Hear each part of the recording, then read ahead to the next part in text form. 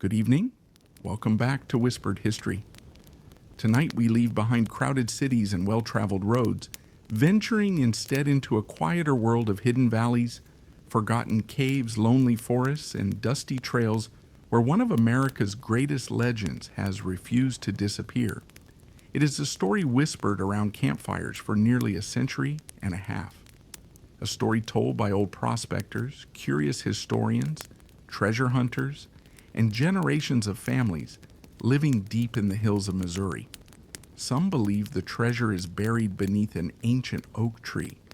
Others insist it rests inside a cave whose entrance vanished long ago.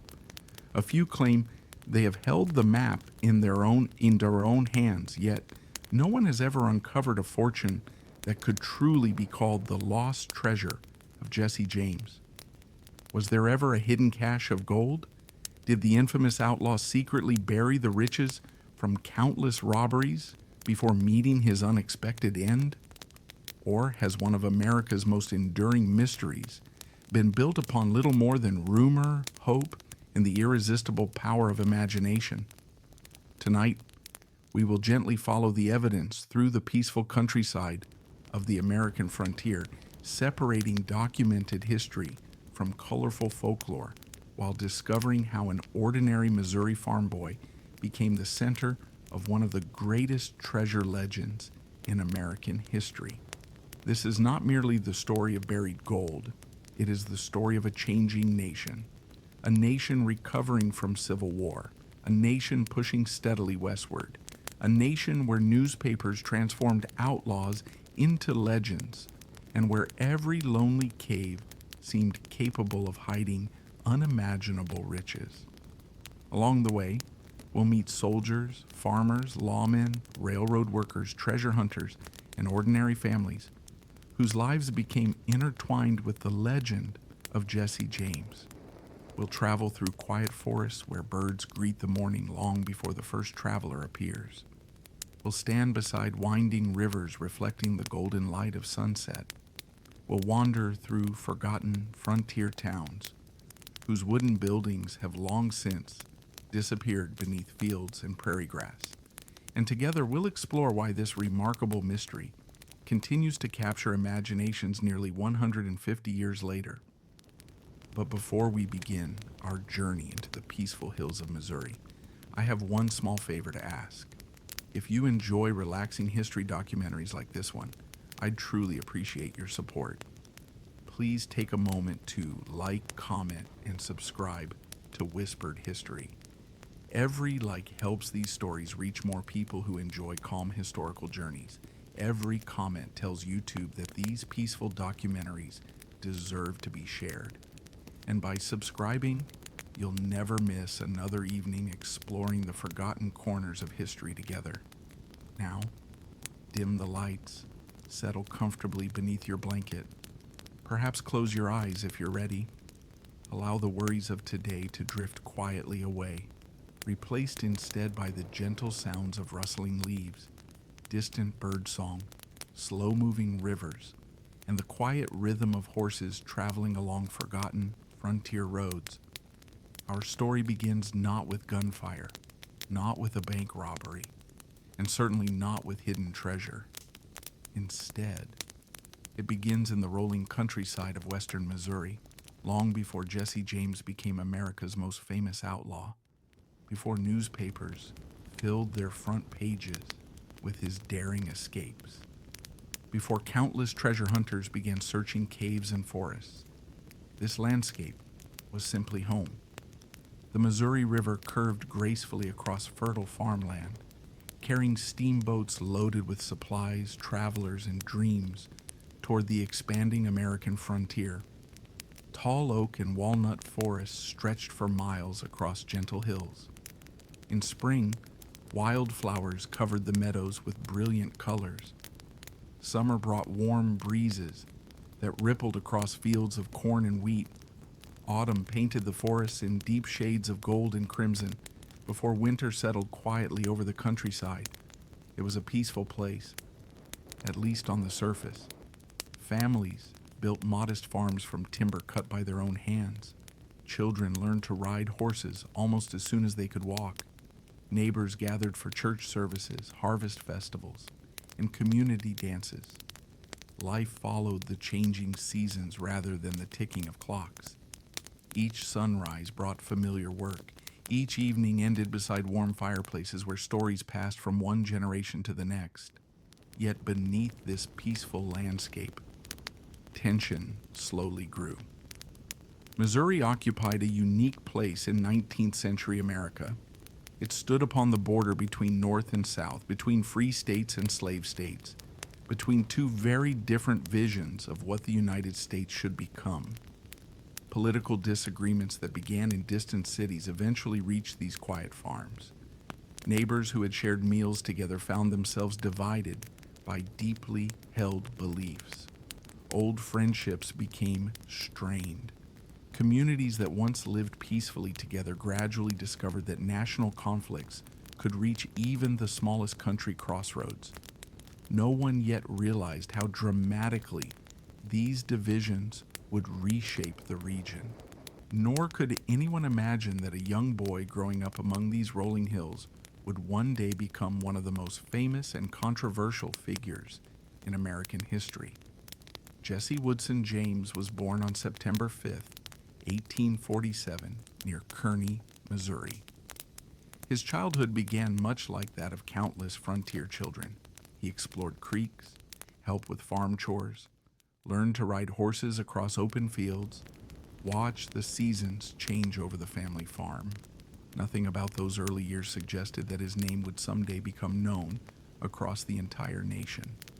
His father, Robert James, was a Baptist minister and farmer who hoped to build a comfortable life for his family.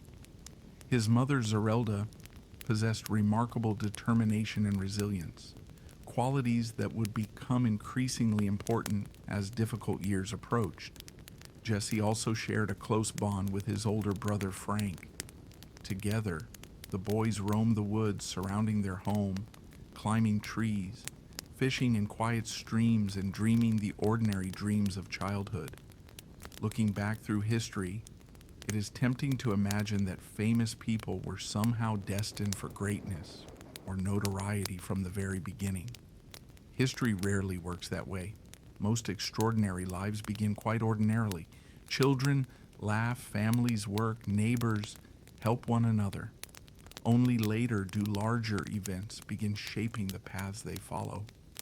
For young Jesse James, those larger events were already gathering beyond the peaceful horizon, and before long, the quiet hills of Missouri would become one of the most dangerous places in America.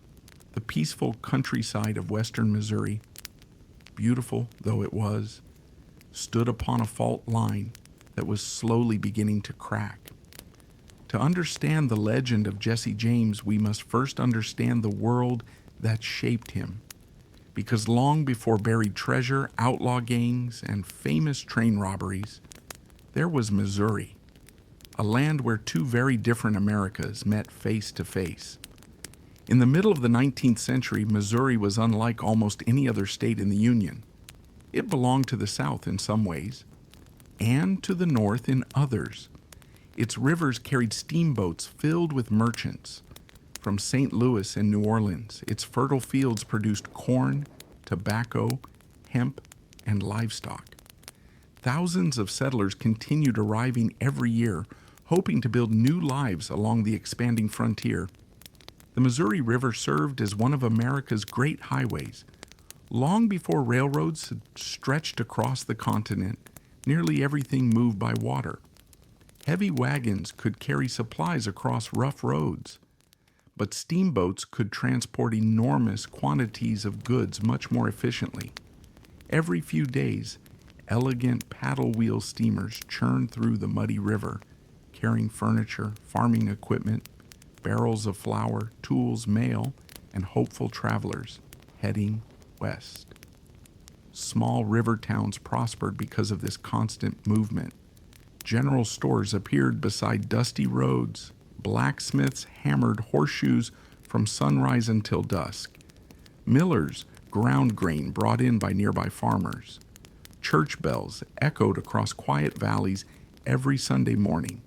For many families, life followed a dependable rhythm. Spring meant planting. Summer demanded endless hours tending crops beneath the warm Missouri sun. Autumn brought harvest festivals and community gatherings. Winter allowed precious moments of rest beside crackling fireplaces while snow quietly settled over fields, waiting for another growing season. Young Jesse James experienced much of this peaceful routine during his earliest years. His family farm near Kearney covered fertile land, surrounded by rolling hills, scattered forests, and winding creeks. Like many frontier children, Jesse learned practical skills almost as naturally as breathing. He fed livestock before breakfast, helped repair fences damaged by storms, gathered firewood for the coming winter, learned to ride horses across open meadows where wildflowers bloomed each spring. Life required hard work, but it also offered remarkable freedom. Children spent long afternoons exploring woodlands, alive with birdsong. They fished quiet streams shaded by towering sycamore trees. They watched deer emerge cautiously from dense forests during the cool evening hours. Nature became both playground and classroom. Yet beneath this peaceful existence lay deep political tensions. Missouri had entered the Union as a slave state in 1821 through the Missouri Compromise. Many farming families owned enslaved people, particularly in regions growing labor-intensive crops such as hemp and tobacco. Others opposed slavery entirely. Still others wished simply to avoid conflict altogether. These differing beliefs created uneasy relationships between neighbors. The disagreements did not always lead to open hostility. Many communities managed to live together despite political differences. But the conversations grew increasingly difficult. National events reached even the quietest country crossroads. Every newspaper arriving by stagecoach carried fresh debates from Washington. Every election deepened divisions. Every new territory added to the United States reopened the question that refused to disappear. Would slavery expand westward, or would it end? Few issues in American history created stronger emotions. By the early 1850s, those emotions spilled across Missouri's western border into neighboring Kansas. Congress had passed the Kansas-Nebraska Act in 1854. Instead of deciding whether slavery would exist there, lawmakers declared that settlers themselves would vote. At first, the idea sounded democratic. In practice, it proved disastrous. Almost immediately, thousands of people rushed into Kansas hoping to influence future elections. Some supported slavery, others fiercely opposed it. Many arrived carrying rifles alongside their household belongings. Voting quickly gave way to intimidation. Intimidation gave way to violence. The newspapers soon began calling the region Bleeding Kansas. The name reflected painful reality. Small settlements were burned. Homes were abandoned. Political meetings sometimes ended in gunfire.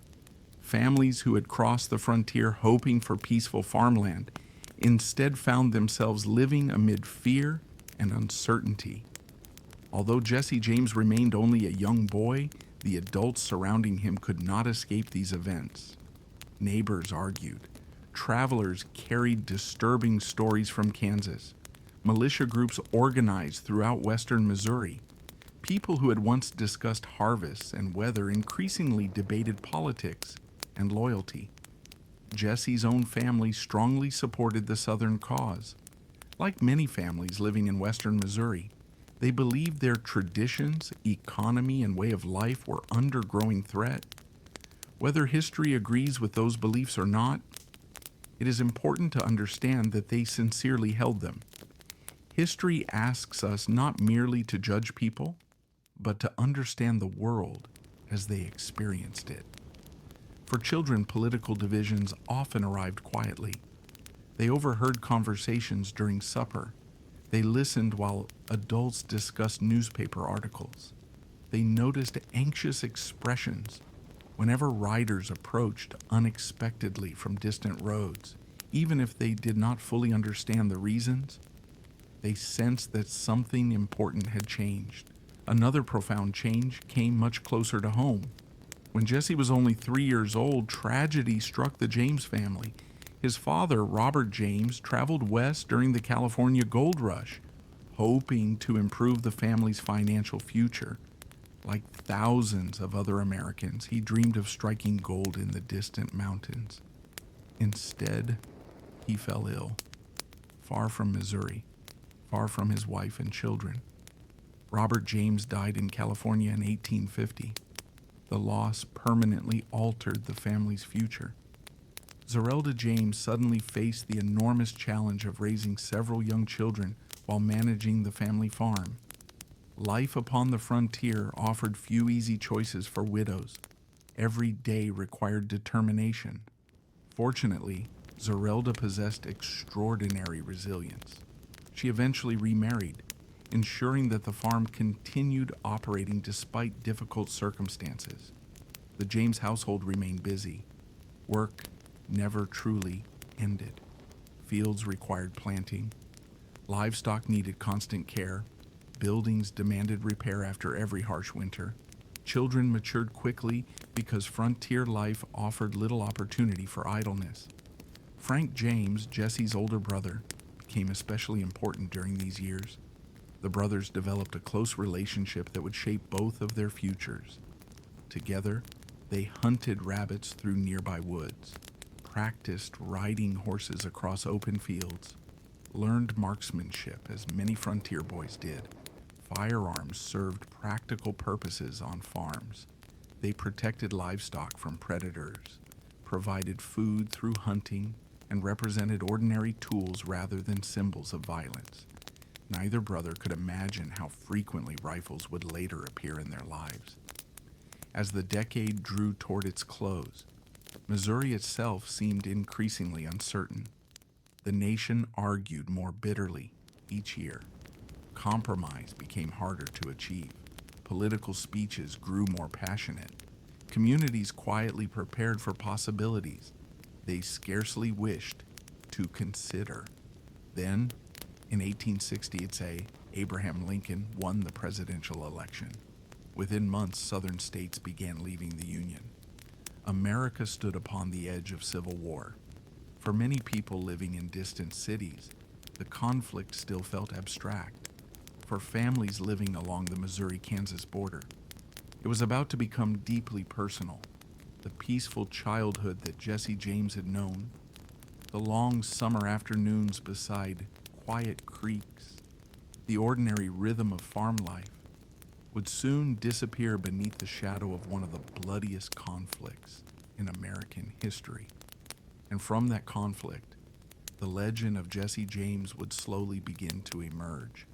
By the spring of 1861, the peaceful rhythm of life along the Missouri frontier had changed forever. The fields still needed planting. The rivers still flowed steadily toward the Mississippi. Birds still welcomed each sunrise from the tall oak trees surrounding the James family farm. Nature seemed almost unaware that the United States had entered one of the darkest chapters in its history. But for the people living there, everything was different. The American Civil War had begun. Although Missouri officially remained in the Union, the state quickly became divided. Some families supported the Union. Others stood firmly with the Confederacy. Many simply wished to be left alone. Unfortunately, the war gave them very little choice. Unlike the great battles fought in Virginia or Tennessee, the conflict in Missouri often took a different form. Instead of massive armies meeting across open fields, small bands of armed men moved through forests, farms, and isolated communities. They struck suddenly, disappeared into the countryside, and returned when least expected. It became a war without clear front lines. Neighbors who had once shared harvest festivals now found themselves standing on opposite sides of a bitter conflict. Trust slowly disappeared. Every unfamiliar rider approaching along a dusty road brought uncertainty. Friend or enemy? No one could know until the rider came closer. Young Jesse James was only 13 years old when the Civil War began, too young to serve as a soldier, yet old enough to witness how violence gradually entered everyday life. The James farm no longer felt isolated from national events. Soldiers passed through the countryside. Horses thundered along country roads. Families whispered news gathered from travelers and newspapers. Every conversation seemed touched by the war. Jesse watched all of it. Children often observe more than adults realize. Although they may not fully understand complicated political arguments, they remember changing expressions, raised voices, the nervous silence that follows difficult conversations. The James household strongly favored the Southern cause. Jesse's older brother, Frank James, felt especially drawn toward the Confederacy. By 1861, Frank left home to join pro-Confederate forces operating in Missouri. For Jesse, the departure must have been deeply significant. Frank had been more than an older brother. He had been a companion, a teacher, a hero. Now he rode away carrying a rifle instead of farm tools. Months passed. The war grew increasingly brutal. Frank eventually joined the guerrilla fighters led by William Clark Quantrill. Unlike regular armies, guerrilla units relied upon speed, surprise, and intimate knowledge of the countryside. They rarely fought formal battles. Instead, they launched sudden attacks before disappearing into forests and hidden valleys. Their methods made them both effective and feared. Quantrill's raiders quickly earned a reputation throughout Missouri and Kansas. Supporters viewed them as courageous defenders. Enemies regarded them as ruthless killers. History remembers them as one of the most controversial groups of the Civil War.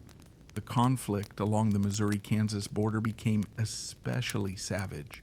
Neither side showed much mercy. Entire communities suffered. Homes were burned, livestock stolen, crops destroyed, families displaced. Violence often struck civilians as harshly as soldiers. One event changed everything. In August 1863, Quantrill's raiders attacked the town of Lawrence, Kansas. Lawrence strongly supported the Union cause and had long been viewed by Confederate sympathizers as a center of anti-slavery activity. Before dawn, hundreds of guerrilla fighters entered the sleeping town. The attack became one of the most infamous incidents of the entire Civil War. Buildings burned. Businesses collapsed into flames. More than 100 men and boys lost their lives. Even today, historians continue studying the tragedy while recognizing the immense suffering experienced by everyone involved. News of the raid spread rapidly across the nation. Union authorities responded with increasing determination to eliminate guerrilla fighters operating throughout Missouri. The countryside grew even more dangerous. Soon afterward, another tragedy struck much closer to Jesse James. Union soldiers raided the James family farm, searching for information about Frank's activities. Accounts differ regarding exactly what happened. Historical records from this period are sometimes incomplete or contradictory. What appears reasonably certain is that members of the James family were questioned harshly. Jesse himself may have been beaten. His stepfather reportedly suffered severe mistreatment. His mother, Zerelda, deeply resented the treatment her family received. Experiences like these left lasting emotional scars. For many families living along the border, the war became intensely personal. It was no longer merely a political disagreement. It had entered their homes, affected their loved ones, and reshaped their futures. As Jesse entered his late teenage years, another name became famous among Confederate guerrillas: William Bloody Bill Anderson. Even during his own lifetime, Anderson inspired both admiration and fear. He led one of the most aggressive guerrilla groups operating in Missouri. His fighters moved quickly across familiar countryside, striking Union patrols before disappearing into dense forests. Among those who eventually rode with Anderson were Frank James and later Jesse himself. Exactly when Jesse joined the guerrillas remains the subject of historical discussion. Most historians believe he became involved during the final year of the Civil War, around 1864. He was still remarkably young, barely 17 years old. Many young men of his generation experienced similar transformations. Years of conflict had replaced ordinary adolescence with military life. Instead of learning trades, they learned survival. Instead of attending school, they carried weapons.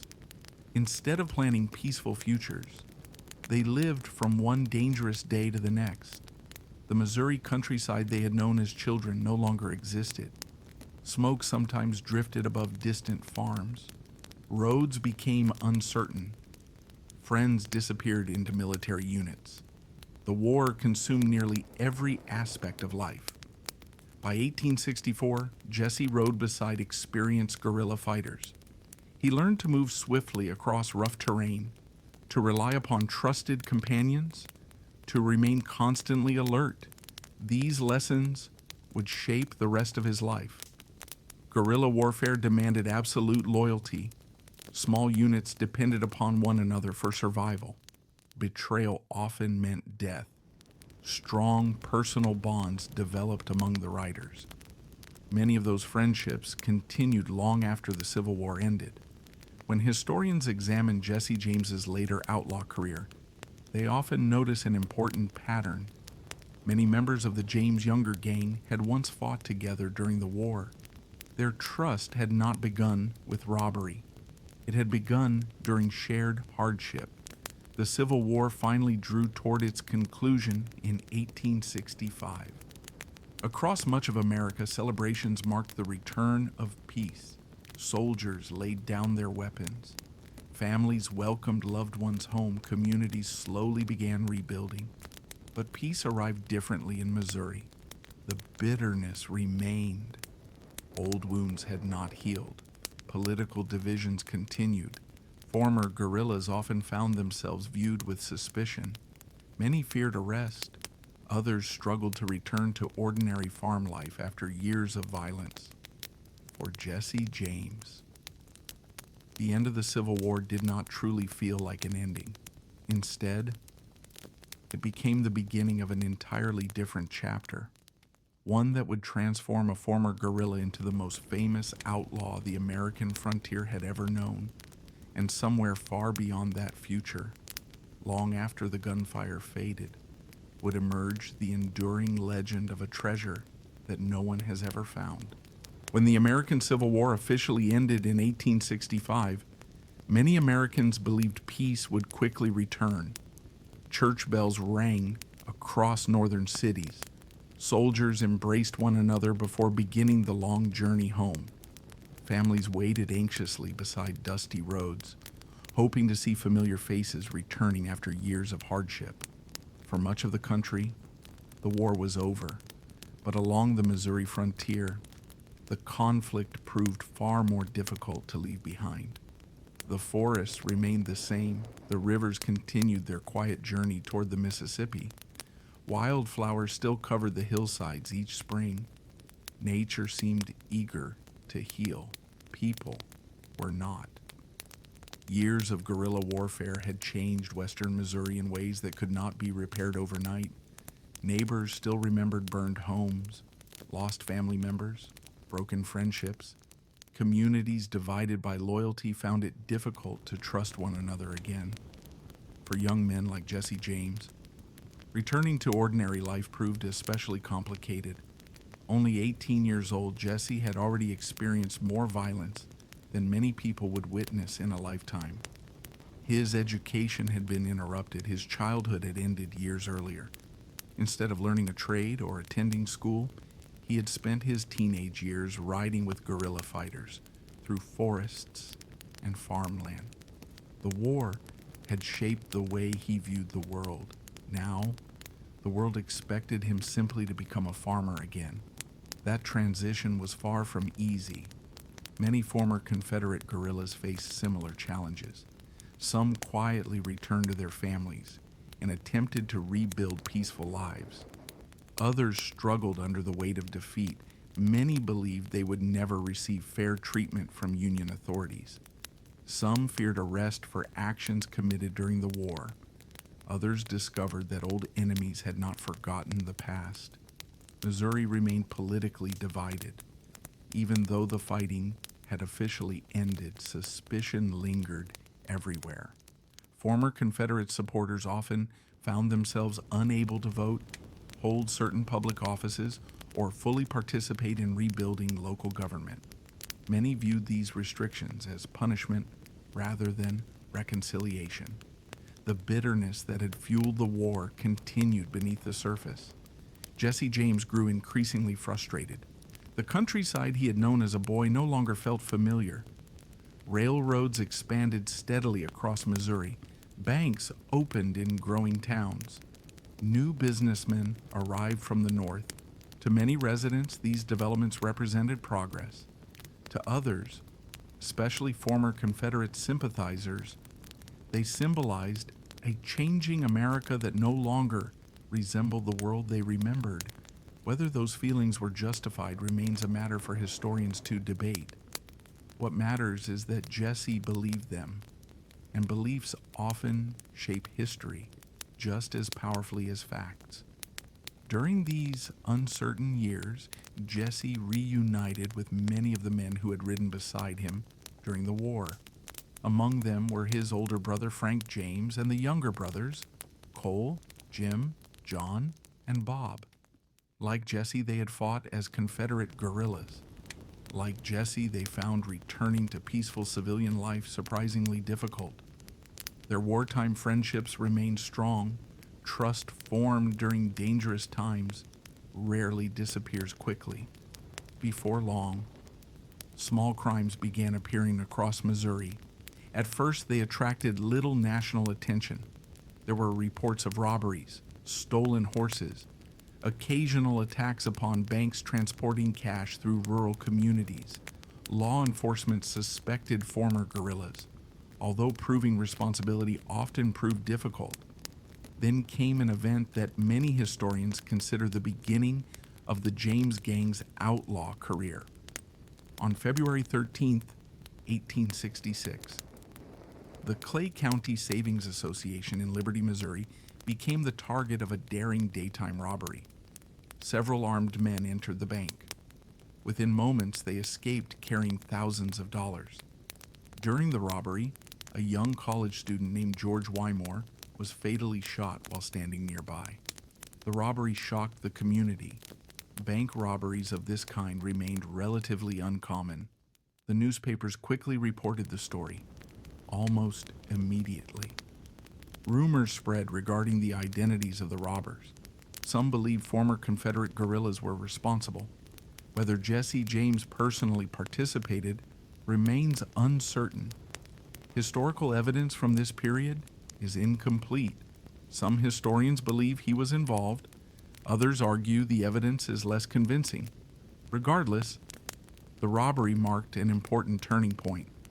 Organized outlaw gangs had begun attracting widespread attention. Over the next several years, additional robberies followed. Banks, stagecoaches, payroll shipments. The pattern became increasingly clear. Small groups of experienced horsemen struck quickly before disappearing into familiar countryside. Their wartime experience gave them significant advantages. They knew the local roads, hidden creeks, dense forests, friendly farms where they might receive food or temporary shelter. Their horses were carefully chosen for speed and endurance. Every successful escape strengthened their growing reputation. Meanwhile, newspapers played an unexpectedly important role. America, after the Civil War, possessed an enormous appetite for dramatic stories. Railroads carried newspapers farther than ever before. Editors competed fiercely for readers. Exciting headlines sold copies. Outlaws made excellent headlines. Each robbery generated fresh articles. Descriptions became increasingly dramatic. Journalists sometimes relied upon rumor more than careful investigation. Details grew larger with every retelling. Gradually, Jesse James transformed from an obscure former guerrilla into a name recognized across much of the country. Not everyone viewed him the same way. Lawmen regarded him as a dangerous criminal. Many bankers agreed, yet some former Confederates admired him. To them, Jesse represented resistance against a changing political system they deeply disliked. Whether that admiration was deserved remains another matter entirely. History reminds us that public reputation and historical reality are not always identical. People often become symbols for ideas much larger than themselves. Jesse James certainly did. Back on the family farm, Zerelda James remained fiercely protective of her sons. Reporters occasionally visited seeking interviews. Neighbors shared rumors. Law officers sometimes questioned family members.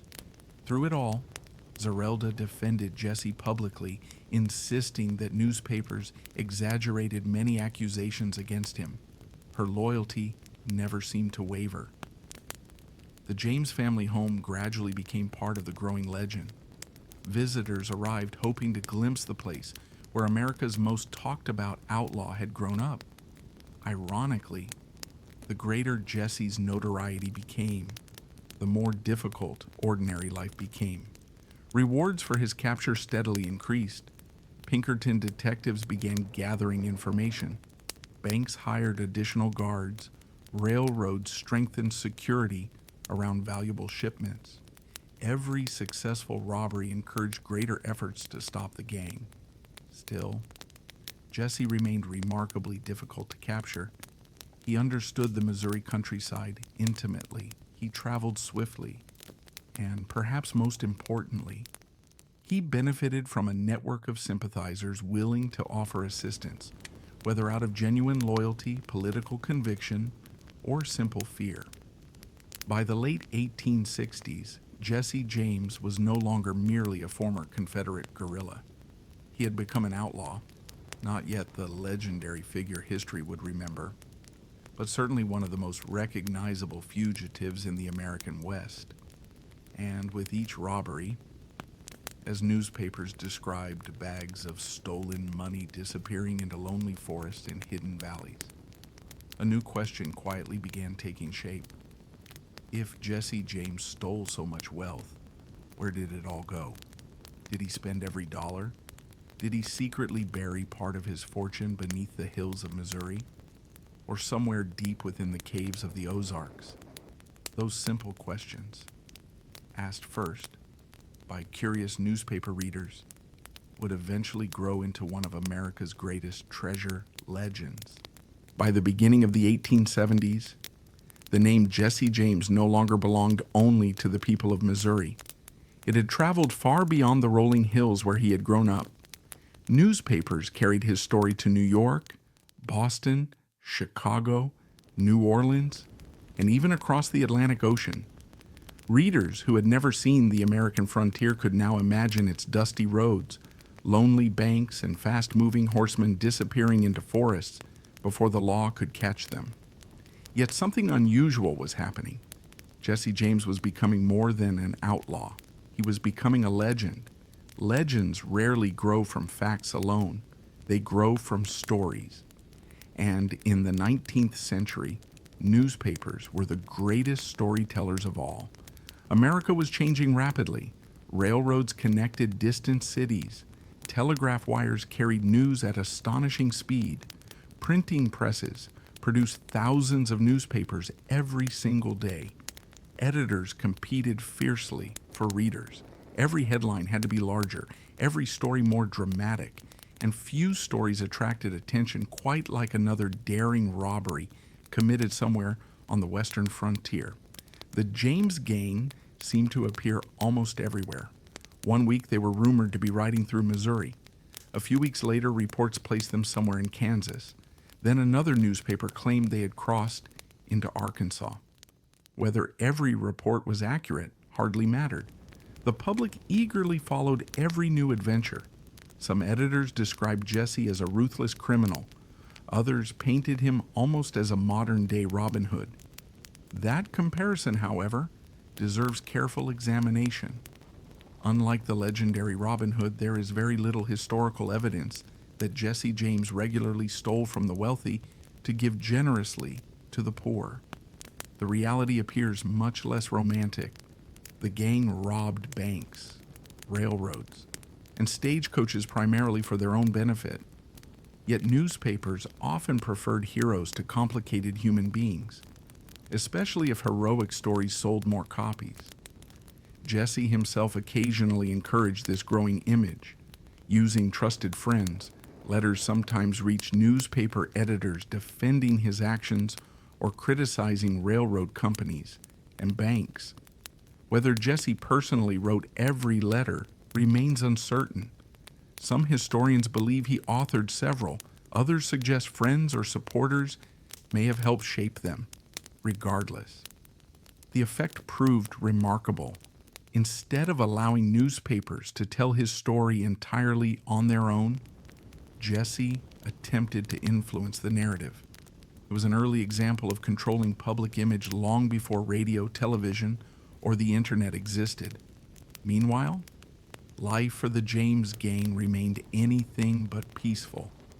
Every robbery demanded careful planning. They studied bank routines, observed stagecoach schedules, learned which railroads carried payroll shipments, gathered information from sympathetic locals. Patience often mattered more than speed. The gang understood that careful preparation greatly increased their chances of escape. Horses became among their most valuable possessions. A fast horse could mean the difference between freedom and capture. Many members of the gang cared for their animals with extraordinary attention. The horses received the best feed available. Saddles remained carefully maintained. Bridles were inspected before every ride. Outlaws depended upon their horses just as sailors depended upon their ships. One could not survive long without the other. Their escapes often followed familiar patterns. After a robbery, the gang rarely continued riding together for long distances.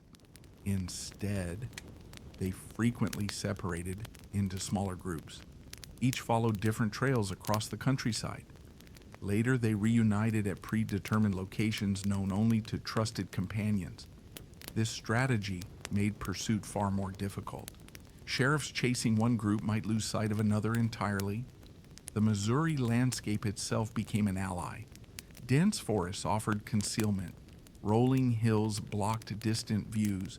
Creeks erased hoofprints after heavy rain. Hidden valleys provided temporary camps where exhausted horses could rest. To strangers, the countryside appeared confusing. To men who had spent their childhoods there, it felt like home.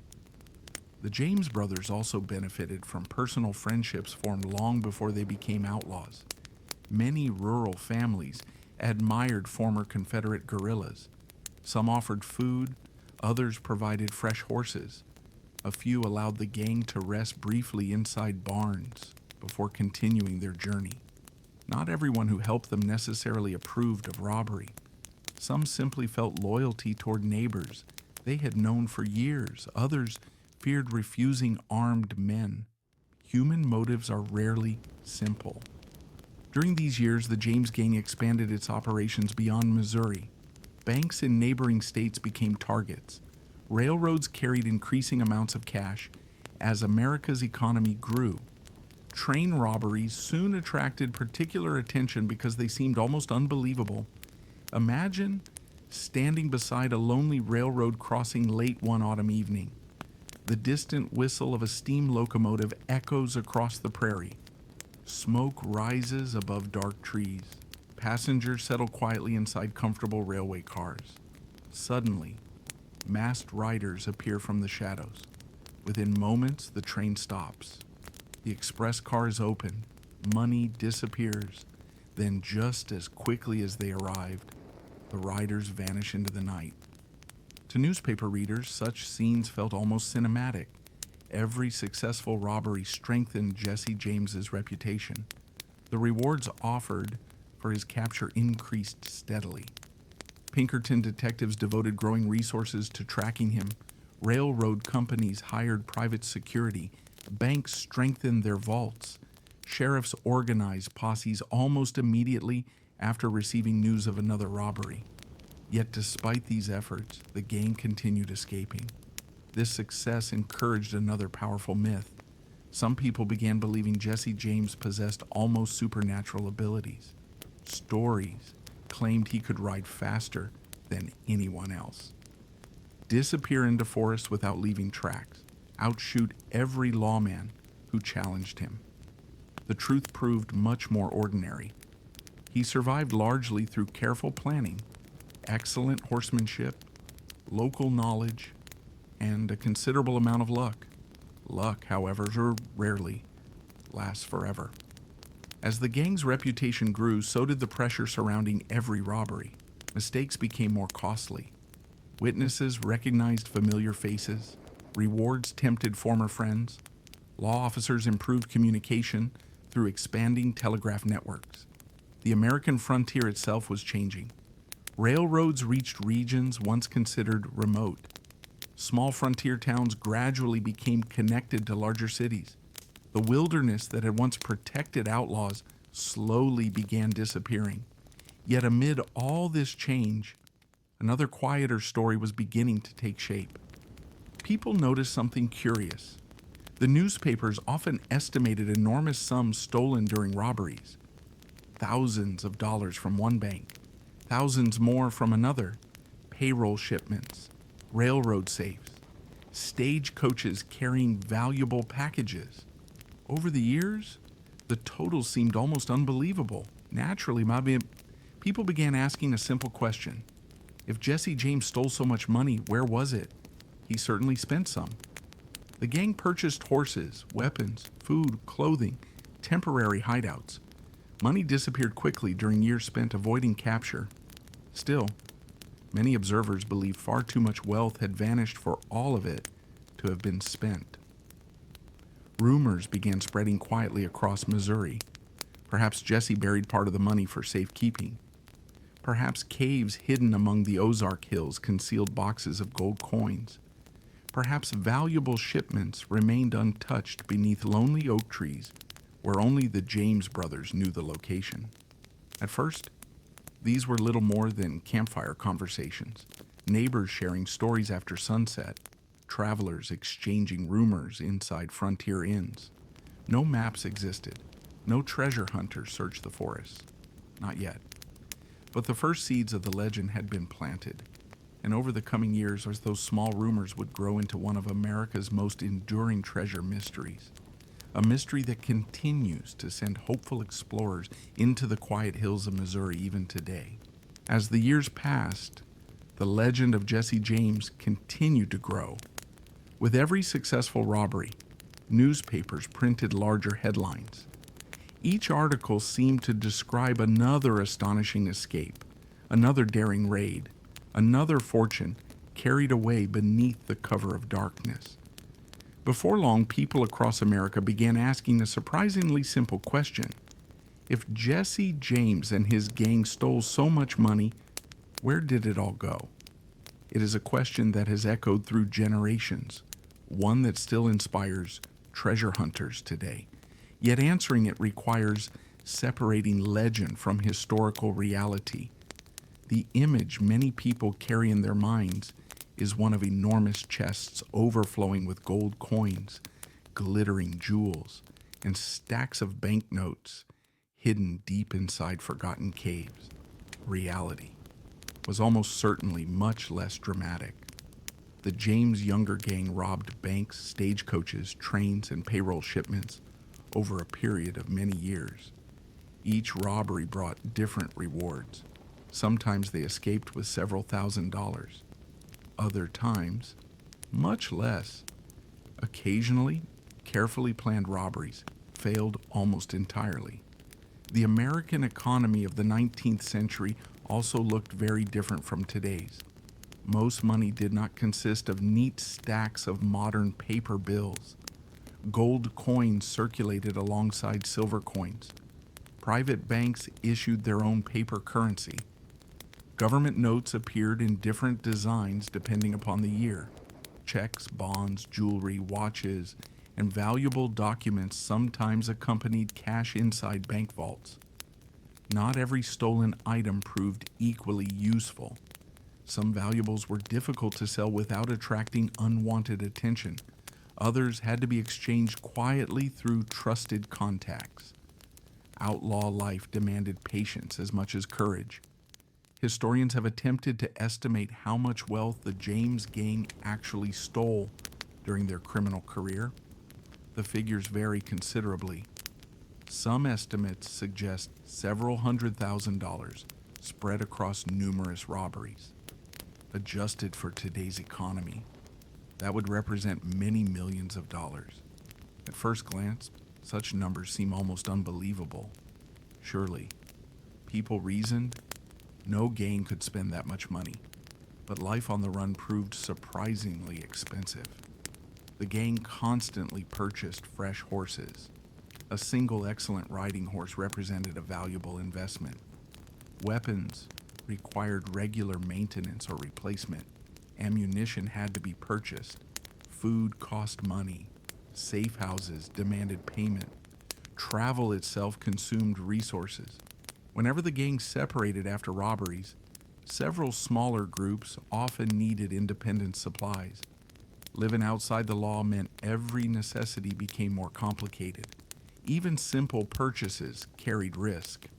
Imagine entering a general store while every sheriff in the region possessed your description. Ordinary shopping became impossible. Trusted friends often bought supplies instead. Those friends naturally expected compensation. Information also carried value. Someone willing to reveal a bank's security routine, a payroll schedule, or the location of law officers risked serious consequences. Reliable information rarely came free. Then there were the families. Many members of the James gang maintained close relationships with relatives. Parents grew older. Children required care. Brothers and sisters needed assistance during difficult times.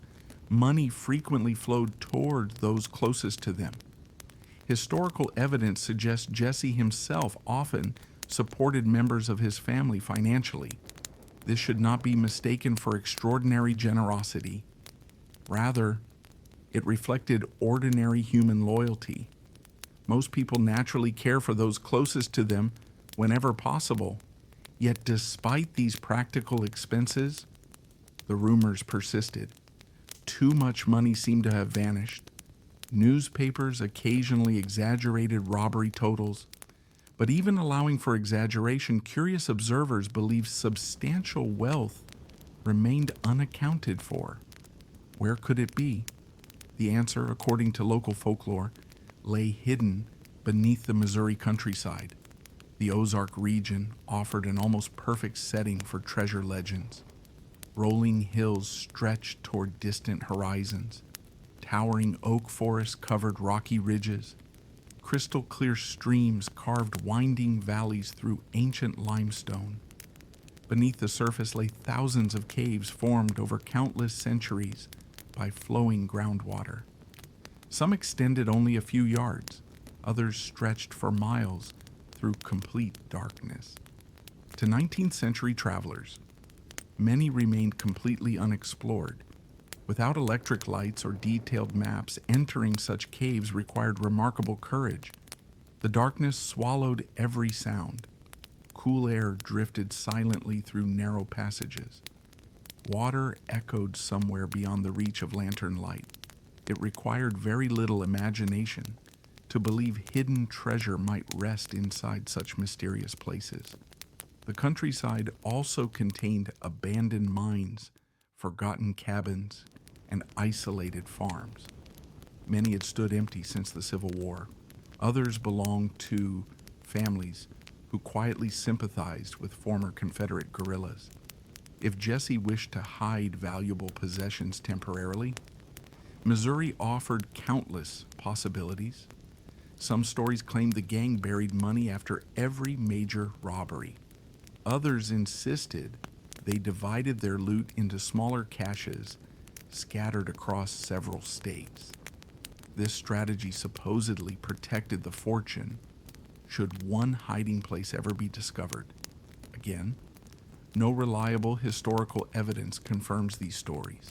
They survive largely through oral tradition, stories told by grandparents to grandchildren, neighbors speaking beside warm fireplaces, old prospectors sharing memories that grew slightly richer with every passing decade. Such legends became part of frontier culture itself. Treasure stories served another purpose beyond simple entertainment. The American frontier represented possibility. People traveled west, believing tomorrow might transform their lives. Gold rushes attracted thousands. New farmland promised fresh beginnings. Railroads opened distant opportunities. Against that backdrop, the idea of discovering Jesse James's hidden fortune felt strangely believable.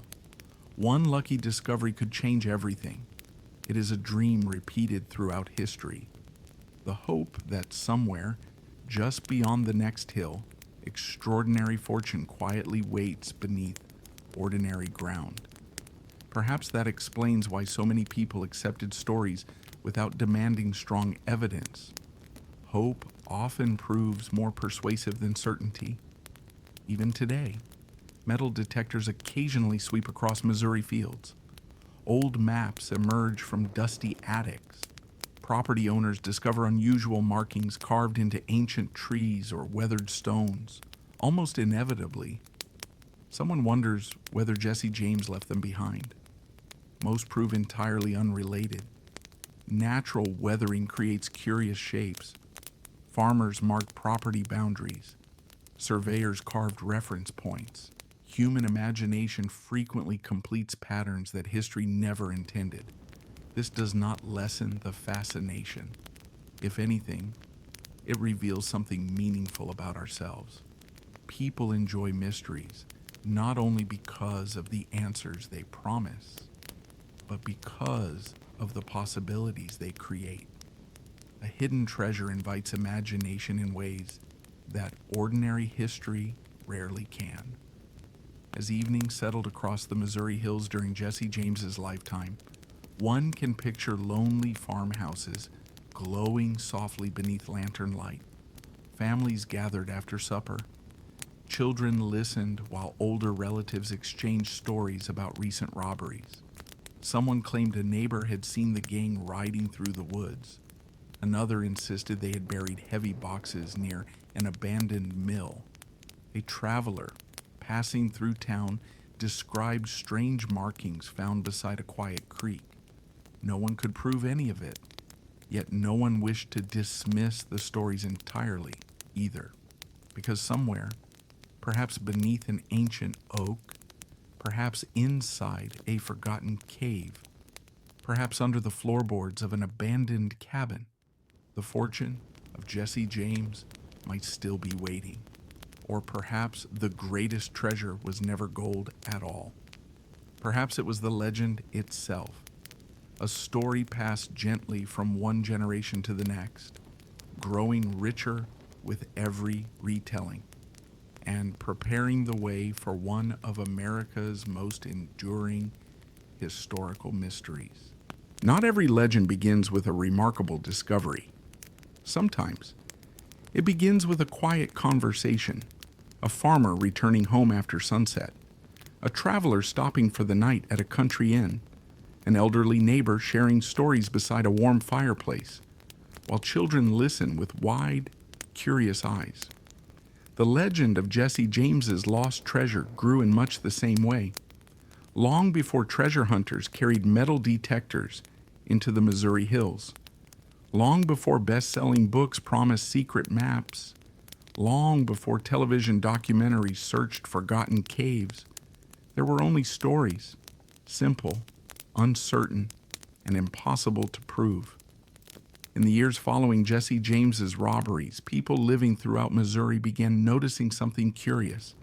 The outlaw gang seemed to vanish after nearly every successful raid. One moment they were escaping across open prairie, the next they had disappeared completely. Lawmen searched forests, posses followed fresh horse tracks, rewards increased, yet capture remained frustratingly rare. Naturally, as people wondered where the gang spent its time, surely they needed places to rest, to feed their horses, to divide stolen money, to plan future robberies. The Missouri countryside offered countless possibilities. Unlike growing eastern cities, much of western Missouri remained sparsely populated. Rolling hills stretched for miles without interruption. Dense oak and hickory forests covered rocky ridges. Narrow streams wound quietly through hidden valleys, where travelers might pass an entire day without seeing another person. For experienced horsemen familiar with the land, it was an ideal place to disappear. Some stories claimed Jesse preferred isolated farmhouses belonging to trusted friends. Others insisted the gang camped deep inside wooded ravines where smoke from their campfires remained hidden beneath thick tree cover. A few legends suggested abandoned cabins scattered across the frontier. Many had been deserted during the Civil War. Nature slowly reclaimed them. Wooden roofs sagged beneath years of rain. Vines climbed broken chimneys. Tall grass surrounded weathered fences. To passing travelers, they appeared forgotten. To storytellers, they seemed perfect hiding places. Then came the first whispers of buried treasure. No one knows exactly who first suggested the idea. Like many old legends, its origins disappeared long ago. Perhaps someone simply wondered aloud whether Jesse buried part of his money for safekeeping. Another person repeated the thought. A third added a few details. Before long, the rumor had become a story. According to one early version, Jesse James never trusted banks. Having robbed so many himself, why would he store his own wealth inside one? Instead, he supposedly buried valuable coins and banknotes whenever large robberies produced more money than the gang immediately needed. At first glance, the idea sounds reasonable. Outlaws constantly face the risk of capture. Carrying enormous sums of money while fleeing across the countryside created obvious dangers. A hidden cache might provide security during difficult times. Yet historians urge caution. Very little contemporary evidence supports this practice. No surviving diary written by Jesse mentions buried treasure. No trusted companion left behind reliable testimony describing secret hiding places. Most early treasure stories appeared years after Jesse's death. That does not necessarily make them false, but it does make them more difficult to verify. As the legend spread, the hiding places became increasingly imaginative. Some believed the treasure rested beneath ancient oak trees marked by unusual carvings. Others searched beside lonely springs flowing from limestone hills. Large boulders attracted particular attention. If someone discovered an odd symbol carved into weathered stone, speculation began almost immediately. Could Jesse have left a secret marker? Or perhaps one of his companions? Many such carvings proved surprisingly ordinary. Surveyors marked property lines. Farmers identified grazing boundaries. Hunters carved initials while resting during long afternoons in the woods. Nature itself created cracks and patterns that resembled mysterious symbols.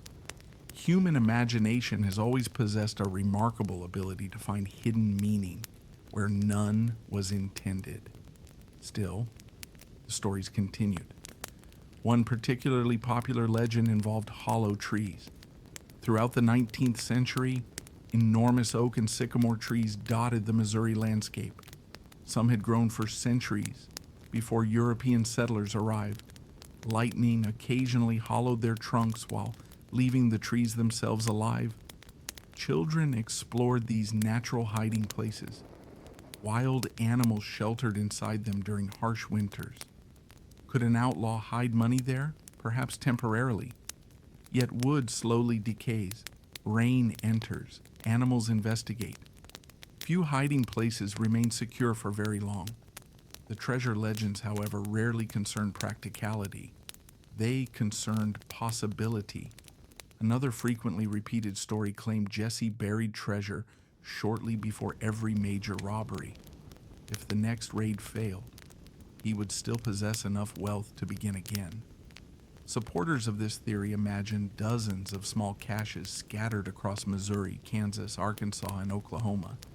Each held only a portion of the fortune. Together, they formed an invisible network known only to a handful of trusted companions. It is certainly an intriguing image, but once again, reliable evidence remains elusive. Historians generally find little documentation supporting such elaborate planning. Interestingly, many of the earliest treasure stories focus not upon gold, but upon silver coins. During Jesse's lifetime, silver circulated widely throughout the American economy. Heavy canvas bags filled with silver dollars often traveled aboard stagecoaches and railroad payroll shipments. Unlike paper money, silver retained its value regardless of changing banks or political uncertainty.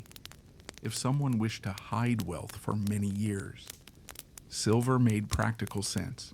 Yet there was one significant problem. Silver coins are remarkably heavy. A single bag required considerable effort to lift. Transporting multiple bags across rough countryside while avoiding pursuing lawmen would have been exhausting. This practical reality causes many historians to question some of the larger treasure claims. Legend often forgets the weight of reality. As seasons passed, the stories became richer. One farmer claimed his grandfather had seen Jesse digging beside a creek under moonlight. Another insisted mysterious horse tracks always appeared after major robberies. Someone else remembered strangers asking unusual questions about caves hidden beyond the next ridge. Whether these memories reflected actual events or simply years of repeated storytelling can no longer be determined. Memory changes with time.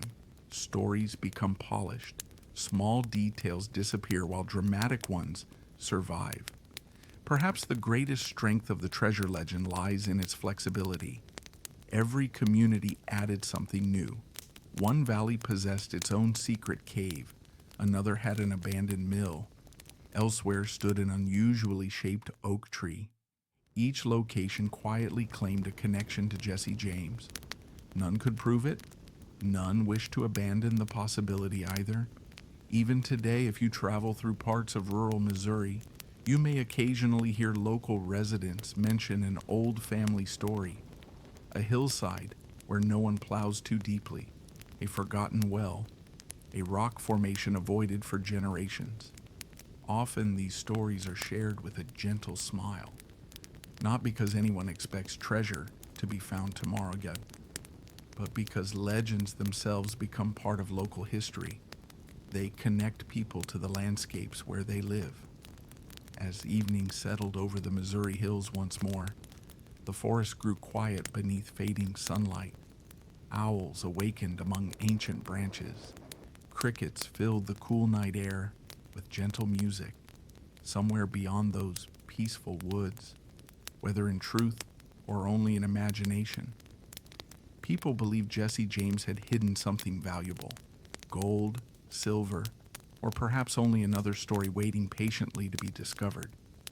And before many years had passed, the search for that hidden fortune would grow far beyond Missouri itself, drawing hopeful treasure hunters from across America into one of the greatest and most enduring quests in frontier history.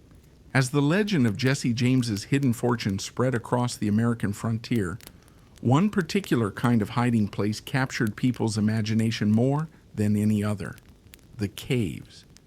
Missouri is home to thousands of natural caves. Even today, it is often called the Cave State. Beneath its peaceful hills lies an astonishing underground world, shaped over millions of years. Rainwater slowly dissolved layers of limestone. Tiny cracks widened into narrow passages. Those passages became tunnels. The tunnels became vast chambers large enough to hold entire buildings. Long before settlers arrived, nature had already built a hidden kingdom beneath the forest. To 19th century Americans, caves inspired both curiosity and caution. Many remained unexplored. Few possessed reliable maps. Without electric lights, even entering a cave required courage. A single lantern illuminated only a few feet ahead. Beyond that small circle of light, complete darkness waited. Every dripping sound echoed through the stone corridors. Every footstep seemed louder than expected. It is not difficult to understand why treasure legends naturally settled in such places.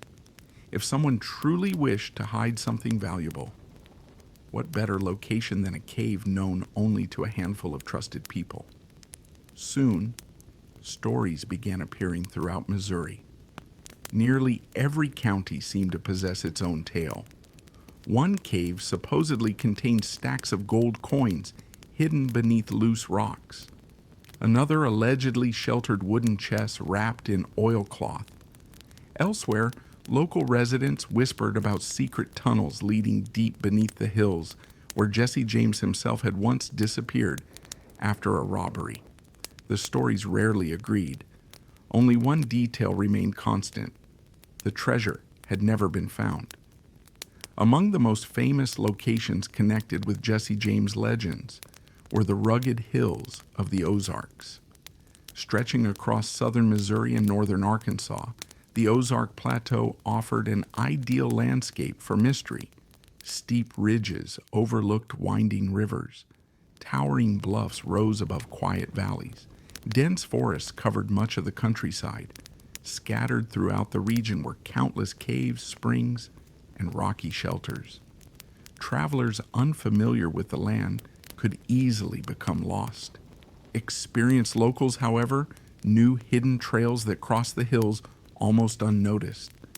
Many treasure hunters became convinced that Jesse James had favored this region. Some believed the gang rested there between robberies. Others imagined hidden camps tucked inside narrow valleys, where horses could graze without attracting attention. Historical evidence suggests that members of the James gang certainly traveled through portions of the Ozarks from time to time. Whether they established permanent hideouts there remains uncertain. Like so much surrounding Jesse James, the distinction between possibility and proof becomes difficult to separate. One particularly enduring legend concerns what became known as Jesse James Cave. Curiously, there is not just one. Across Missouri, Kansas, Arkansas, Oklahoma, and even other states, multiple caves have claimed the famous outlaw as a visitor. Local guides sometimes pointed toward ancient openings in the hills, confidently declaring that Jesse once hid there. Visitors eagerly listened. After all, who could prove otherwise? The problem for historians is simple. Very few of these claims appeared during Jesse's own lifetime. Most emerged decades later, after his legend had already spread across America. As tourism increased during the late 19th and early 20th centuries, stories naturally became valuable attractions. A cave connected with Jesse James attracted curious travelers. Curious travelers supported nearby businesses. Legends, in their own quiet way, became part of the local economy. This does not mean every story was invented. Some may preserve genuine memories. Others likely combine fragments of truth with generations of imagination. One fascinating feature found inside many Missouri caves is the presence of unusual rock formations. Stalactites hang from cave ceilings like frozen icicles. Stalagmites rise slowly from the floor. Underground streams carve winding channels through polished limestone. In some chambers, perfectly still pools reflect lantern light with almost mirror-like clarity. Imagine entering such a place in the 1870s. The outside world disappears almost immediately. Cool air replaces the warmth of the afternoon. Silence surrounds you, except for distant drops of water falling somewhere beyond sight. Your lantern casts long shadows against walls that have remained unchanged for thousands of years. It feels entirely separate from ordinary life. For someone seeking secrecy, few places could seem more suitable. Treasure hunters often search these caves with remarkable determination. Some spent weeks exploring narrow passages. Others carefully examined every unusual crack in the stone. Loose rocks attracted particular attention. If one appeared slightly different from those surrounding it, perhaps it concealed a hidden chamber. Perhaps someone had moved it long ago. More often than not, nature provided the explanation. Rockfalls occur naturally. Floods rearrange cave floors. Animals disturb loose soil near entrances. Yet hope encouraged people to keep searching. Hope has always been one of history's most powerful motivations. During the early 20th century, stories became even more elaborate. Some claimed Jesse had constructed secret stone walls inside certain caves. Others described iron doors hidden behind waterfalls. One particularly colorful tale spoke of an underground chamber filled not only with gold, but also with rifles, saddles, and supplies carefully stored for a future that never came. Such stories capture the imagination beautifully. Unfortunately, they remain unsupported by reliable historical evidence. Professional cave explorers have investigated many of these locations over the years. They have discovered remarkable geological formations, ancient fossils, even traces of Native American activity dating back thousands of years. What they have not discovered is Jesse James's fortune. Interestingly, historians point out another practical challenge. Caves are not always ideal storage places. Many experience seasonal flooding. Moisture damages paper currency. Wooden chests eventually rot. Iron rusts. Even gold, though resistant to corrosion, becomes difficult to recover if hidden beneath layers of mud deposited over many decades. Anyone bearing valuable items inside a cave would need to remember the exact location. In complete darkness, many passages appear surprisingly similar, without careful markings. Even the person who hid the treasure might struggle to find it again. Perhaps this practical reality explains why documented historical treasure caches often appear in simpler locations, buried beneath recognizable landmarks, hidden beneath floorboards, stored inside hollow walls, easy to relocate when needed. Even so, the cave legends endure, perhaps because caves possess a timeless quality. Long after old farms disappear, long after trees fall, long after roads change course, the caves remain patient, silent, unchanged. Visitors still step into their cool darkness carrying flashlights instead of lanterns. Some come simply to admire nature. Others quietly wonder whether one unexplored passage still hides a secret left behind nearly a century and a half ago. As the evening sun slowly faded beyond the Ozark Hills, the forests settled into peaceful silence once more. Above ground, gentle breezes stirred the leaves. Below, ancient rivers continued their slow work beneath the limestone. Whether Jesse James ever entered these hidden chambers with bags of stolen money, no one can say with certainty, but the caves themselves, mysterious, beautiful, and enduring, ensured that the legend would continue echoing through Missouri for generations. And before long, the mystery would become even more intriguing, because people would begin claiming that Jesse James had not only hidden his treasure, he had also left behind secret maps, mysterious symbols, and coded messages designed to guide only the worthy toward his forgotten fortune. As the 20th century began, the legend of Jesse James's hidden treasure entered an entirely new chapter. The stories were no longer limited to whispered conversations beside fireplaces or quiet discussions in small-town general stores. Now, people claimed they possessed something far more valuable than rumor. They claim to have maps, old weathered maps, hand-drawn directions, strange symbols carved into fading paper, secret instructions supposedly left behind by Jesse James himself. If these stories were true, the greatest treasure hunt in American history might finally be solved. But were they? Like so much surrounding Jesse James, the answer is both fascinating, disdain, and uncertain. The earliest treasure maps associated with Jesse James appeared many years after his death. That detail alone immediately attracted the attention of historians. If Jesse had truly created maps leading to hidden riches, why had no trusted family member produced them?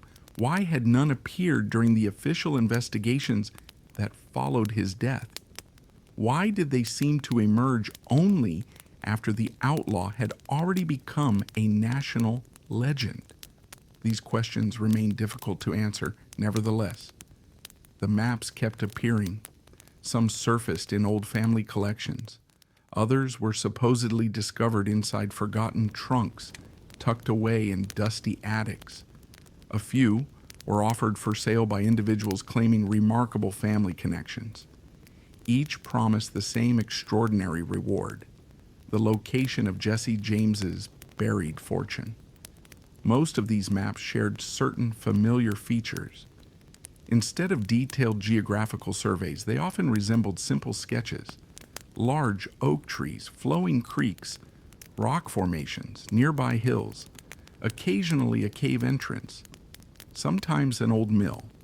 Rarely did they include exact measurements. Instead, the directions relied upon natural landmarks. Walk toward the largest sycamore. Turn where the creek bends. Count 20 paces from the standing stone. Such instructions may sound romantic, but they present an obvious problem.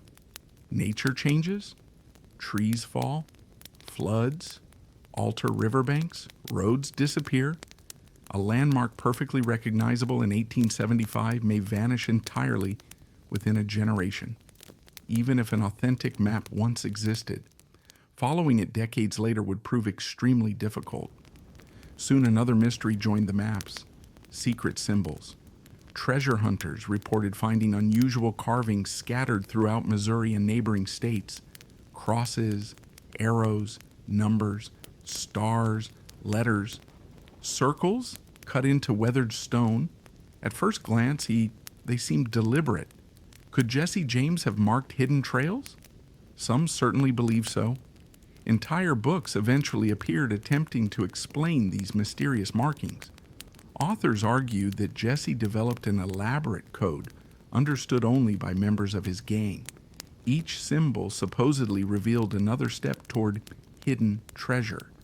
One arrow pointed toward the next landmark. A carved cross marked buried silver. A circle indicated gold. Numbers measured distances. Everything fit together like pieces of a giant puzzle. It was an exciting idea. Unfortunately, historians have found almost no reliable evidence supporting such an organized coding system. Many carved symbols proved surprisingly ordinary. Surveyors had marked property boundaries. Early settlers carved initials. Hunters left trail markers. Children occasionally carved shapes simply because they enjoyed doing so. Weather also played unexpected tricks. Rain slowly widened natural cracks in limestone. Tree roots split boulders into unusual patterns.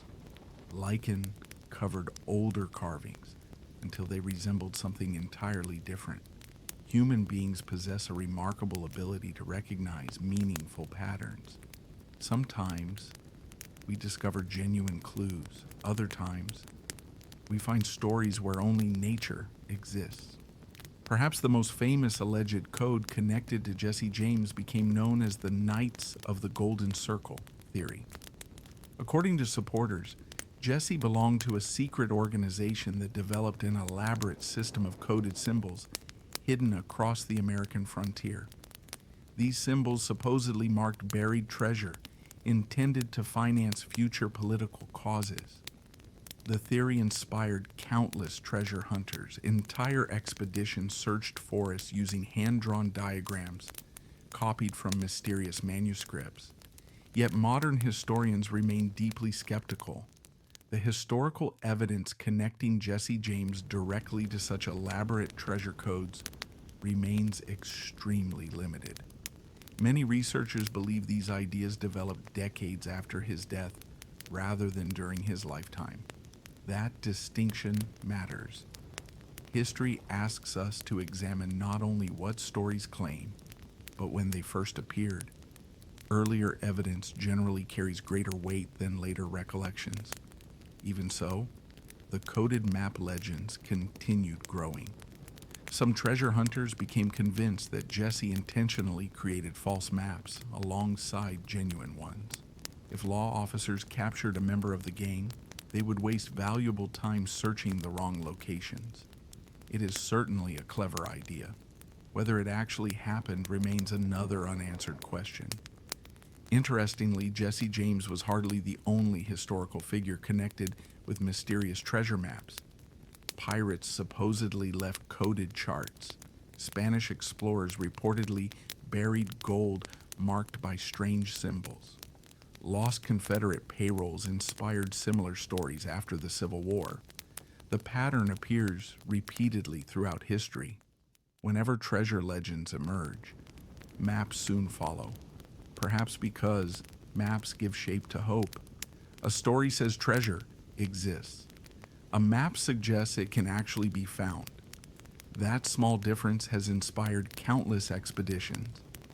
Throughout Missouri, Arkansas, Kansas, and Oklahoma, hopeful searchers walked creek beds carrying old sketches.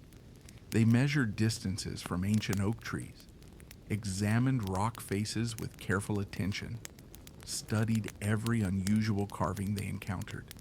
Some spent decades searching. A few became local legends themselves. Most discovered nothing beyond beautiful countryside and fascinating history. Yet many later admitted they never regretted the search, because the journey itself became rewarding.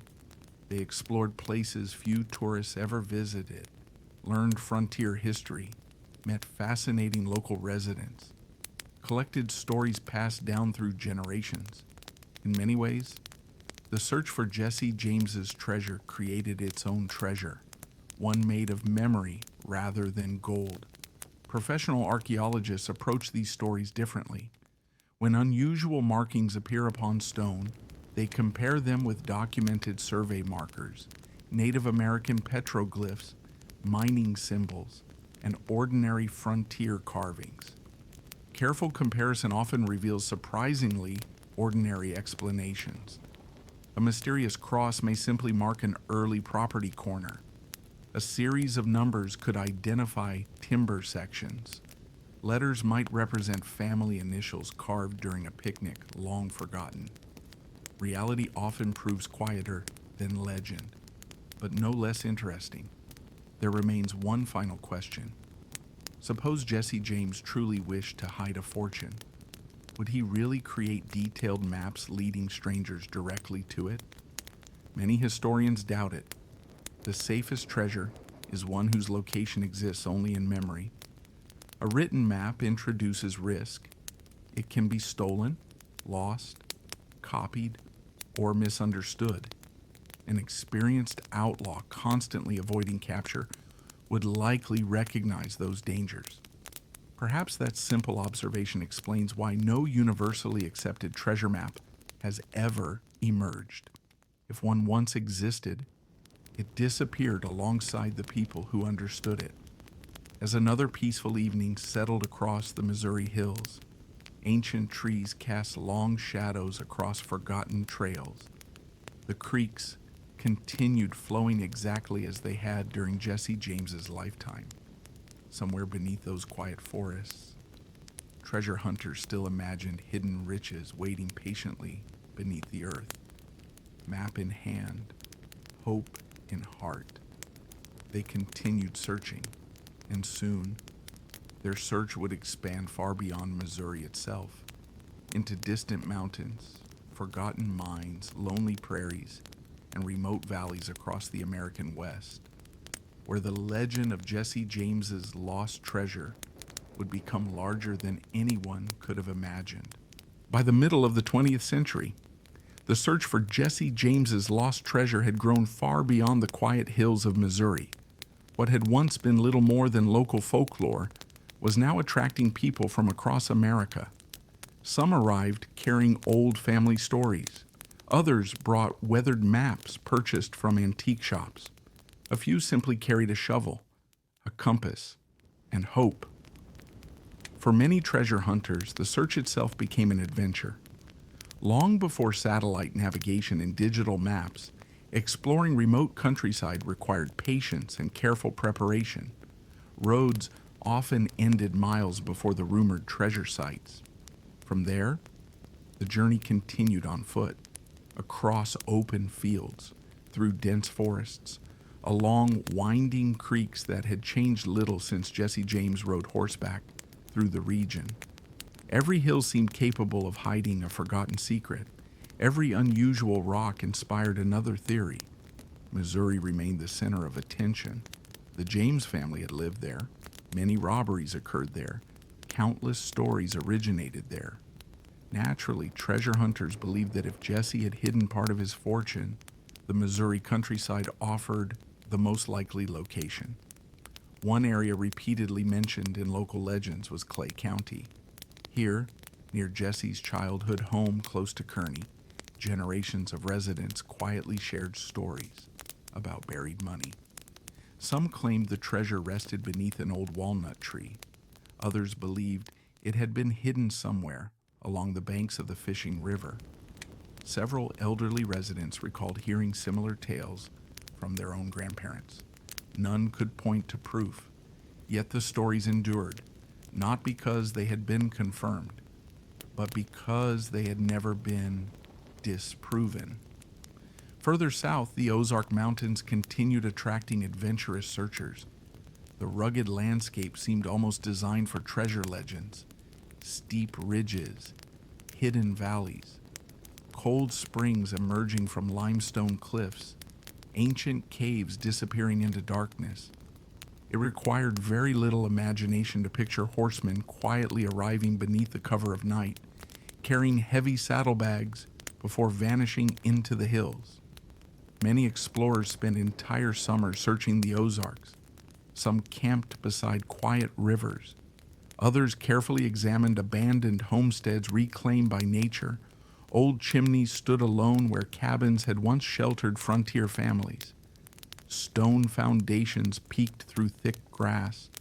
Fruit trees, planted generations earlier, continued producing apples despite the absence of those who had cared for them. Such places carried a peaceful melancholy.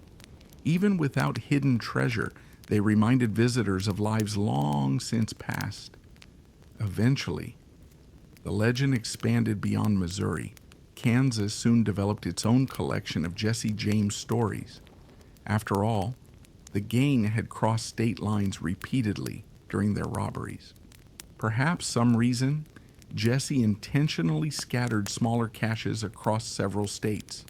That way, losing one hiding place would never cost him everything.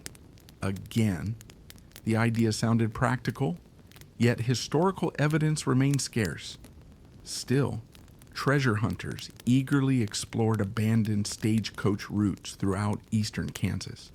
Old Creek crossings became popular search locations. Large cottonwood trees attracted particular attention because many had already stood there during Jesse's lifetime.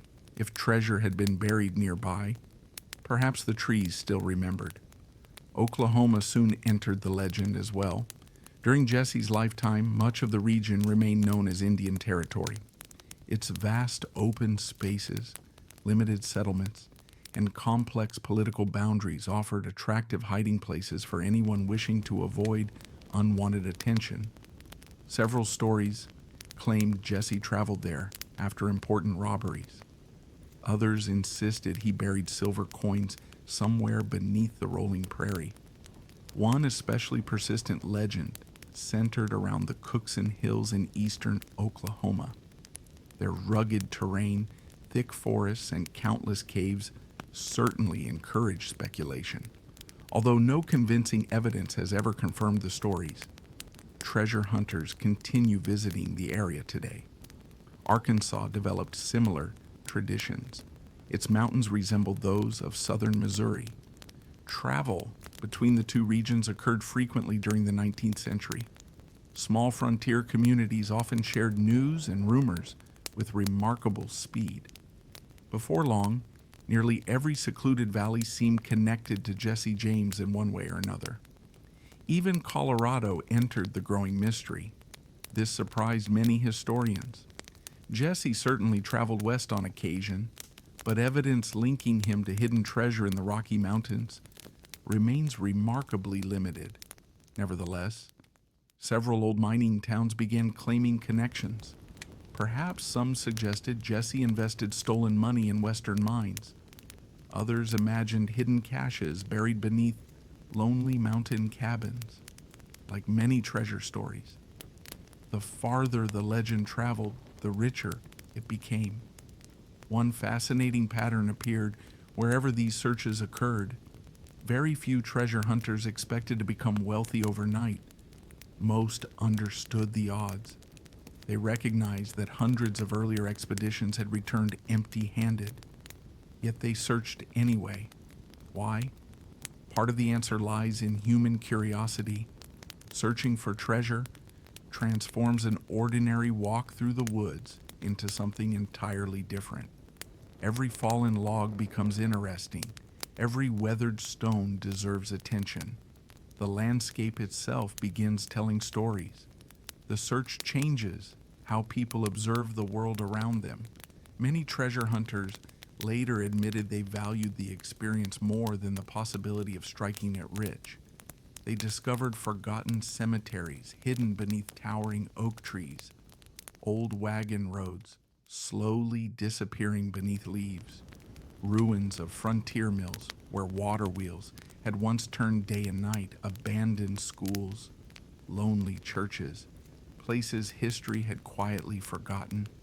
Ironically, the search for Jesse James often led people toward a deeper appreciation of the American frontier itself. Local historians occasionally joined these expeditions, not because they expected buried gold, but because treasure hunters sometimes stumbled upon genuine historical discoveries. Old bottles, Civil War artifacts, 19th century tools, fragments of everyday frontier life. Each carefully documented discovery added another piece to the story of the region. Professional archaeologists, however, consistently encouraged caution. Digging on private property without permission remained illegal. Many rumored treasure sites also possessed genuine historical significance. Careless excavation could permanently damage valuable archaeological evidence. Responsible exploration always required respect for history, for property owners, and for the landscape itself. As decades passed, technology gradually changed the search. Metal detectors became increasingly popular after the Second World War. Suddenly, people could explore old fields far more efficiently than before. Weekend treasure hunters swept quiet meadows listening for the distinctive signal that might indicate buried metal. Most discoveries proved ordinary. Old horseshoes, rusted farming tools, discarded fence wire. Occasionally, an old coin emerged from the soil. Usually it had been dropped accidentally by a farmer, rather than hidden deliberately by an outlaw. Still, every unexpected discovery encouraged someone else to begin searching. Hope remained remarkably difficult to extinguish. Perhaps that is the greatest lesson hidden within the treasure legend. People rarely search because evidence convinced them. They search because possibility inspired them, and possibility possesses extraordinary power. As another sunset settled across the Missouri hills, the forest grew quiet once again. A gentle breeze stirred the branches overhead. Far below, forgotten creeks continued their patient journey toward the Missouri River. Somewhere out there, According to the oldest legends, a fortune still waited beneath the earth, perhaps beneath an ancient tree, perhaps inside a forgotten cave, or perhaps nowhere at all. For as the search continued across America, another question slowly emerged. What if the greatest obstacle had never been finding the treasure? What if the treasure itself had never existed in the way people imagined? That question, more than any map or legend, would lead historians back to Jesse James himself. By the early 1880s, the days of Jesse James as America's most elusive outlaw were slowly drawing to a close. For nearly 15 years, he had lived a life few people could truly imagine. Every journey required caution. Every unfamiliar face demanded suspicion. Every knock upon the door carried uncertainty. The excitement described by newspaper editors often concealed a quieter reality. Living as a fugitive meant never fully relaxing, never remaining in one place for too long, never knowing whom to trust. Time changes everyone, even legends. The fearless young guerrilla who had ridden across Missouri during the Civil War was now in his 30s. He had married his first cousin, Zerelda Z. Mims, in 1874. Together they hoped for something that had long been absent from Jesse's life, a measure of peace. The couple eventually welcomed 2 children, Jesse Edward and Mary Susan. For brief moments, Jesse attempted to create an ordinary family life. He purchased a modest home in St. Joseph, Missouri. To avoid attracting attention, he sometimes used the name Thomas Howard. Neighbors saw a quiet man who appeared polite and reserved. Many had little idea that one of America's most famous outlaws lived just a few houses away. History often surprises us in this way. Extraordinary lives are frequently lived in remarkably ordinary places. The house itself was simple, a wooden home standing along a quiet street. Children played nearby. Horse-drawn wagons rolled past each day. The sounds of ordinary neighborhood life drifted through open windows. Inside, Jesse read newspapers, spent time with his family, played with his children.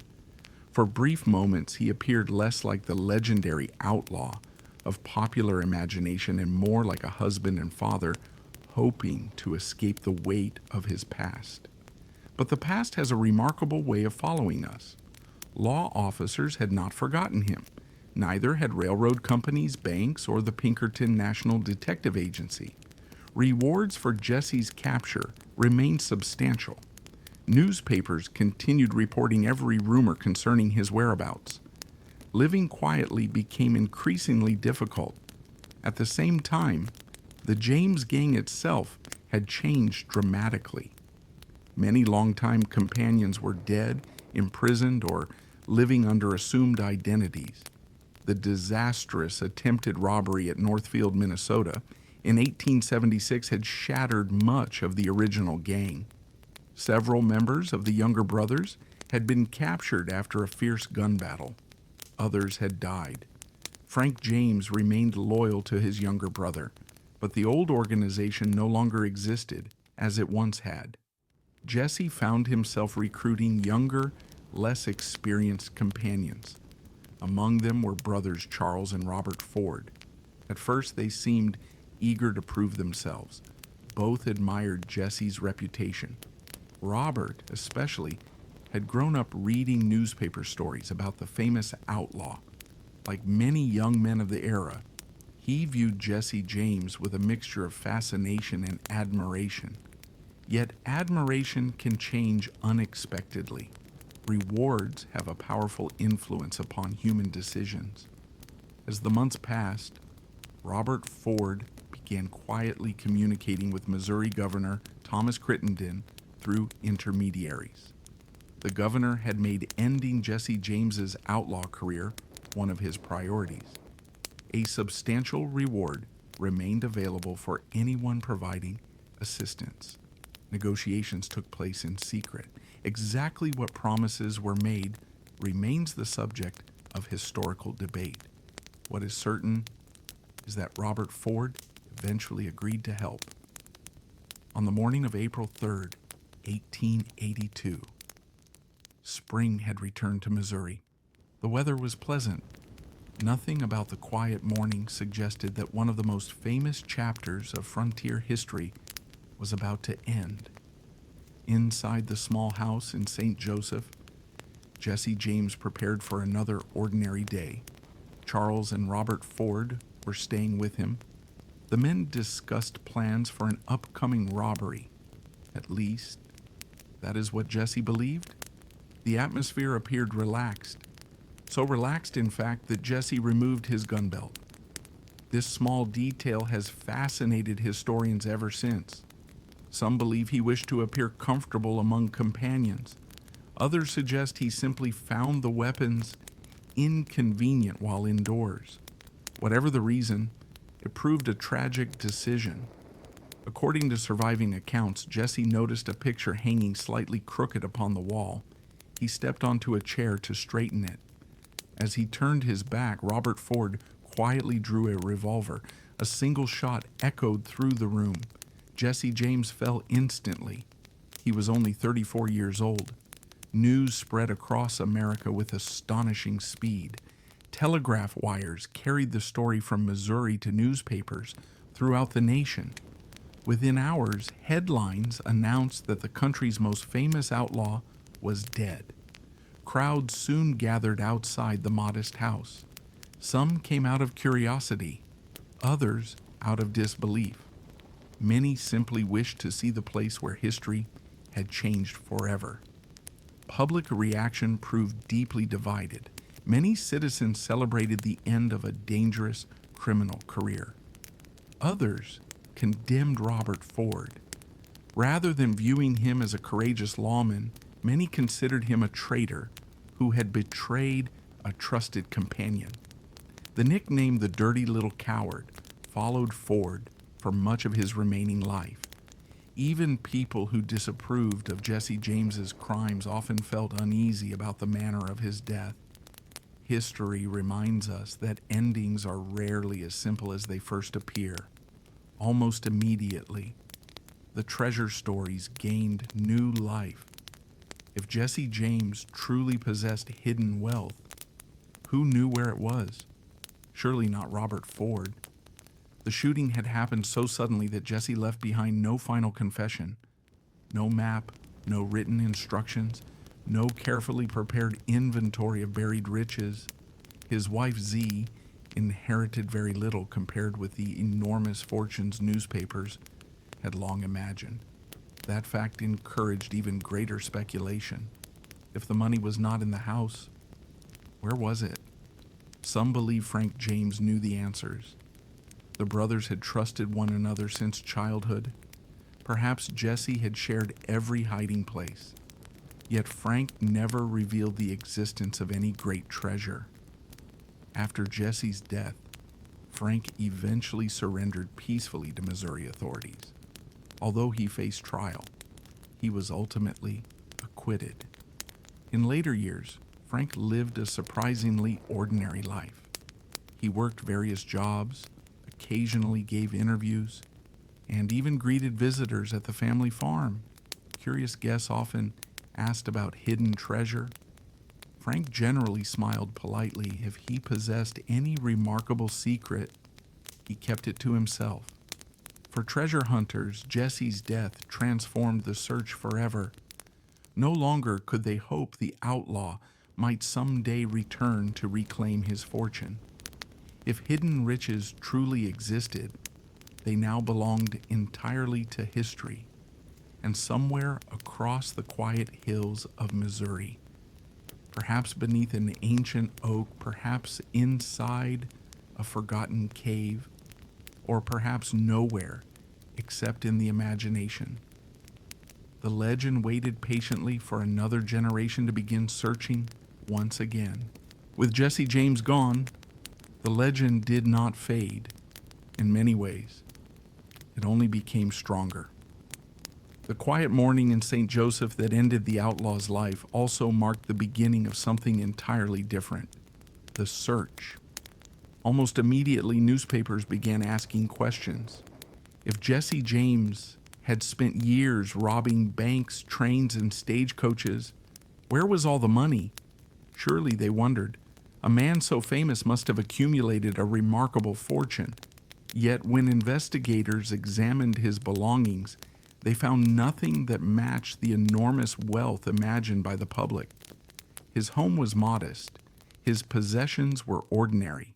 There were no chests overflowing with gold, no hidden vault beneath the floor, no secret room lined with silver coins. Too many people? That absence became its own kind of evidence. Perhaps the treasure simply had not been found. And so throughout the decades that followed, dozens of theories emerged. Some were thoughtful, some were imaginative. A few became so popular that they are still discussed today. The first and perhaps most enduring theory places the treasure close to Jesse's childhood home near Kearney, Missouri. Supporters of this idea argue that Jesse trusted familiar ground more than anywhere else. He knew every creek, every wooded hillside, every quiet meadow.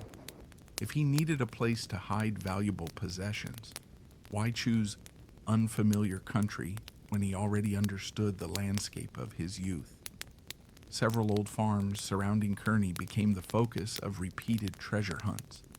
Generations of landowners told stories of strangers arriving with old maps and metal detectors, politely asking permission to explore forgotten corners of their property. Occasionally, someone uncovered an old horseshoe, a rusted farming tool, an antique coin lost decades earlier by a traveler. Each discovery briefly reignited excitement, but none revealed Jesse James's legendary fortune. Another popular theory centers on the hills and caves of the Ozarks. Unlike the gentle farmland near Kearney, the Ozarks offered rugged terrain that naturally concealed anyone wishing to remain unseen.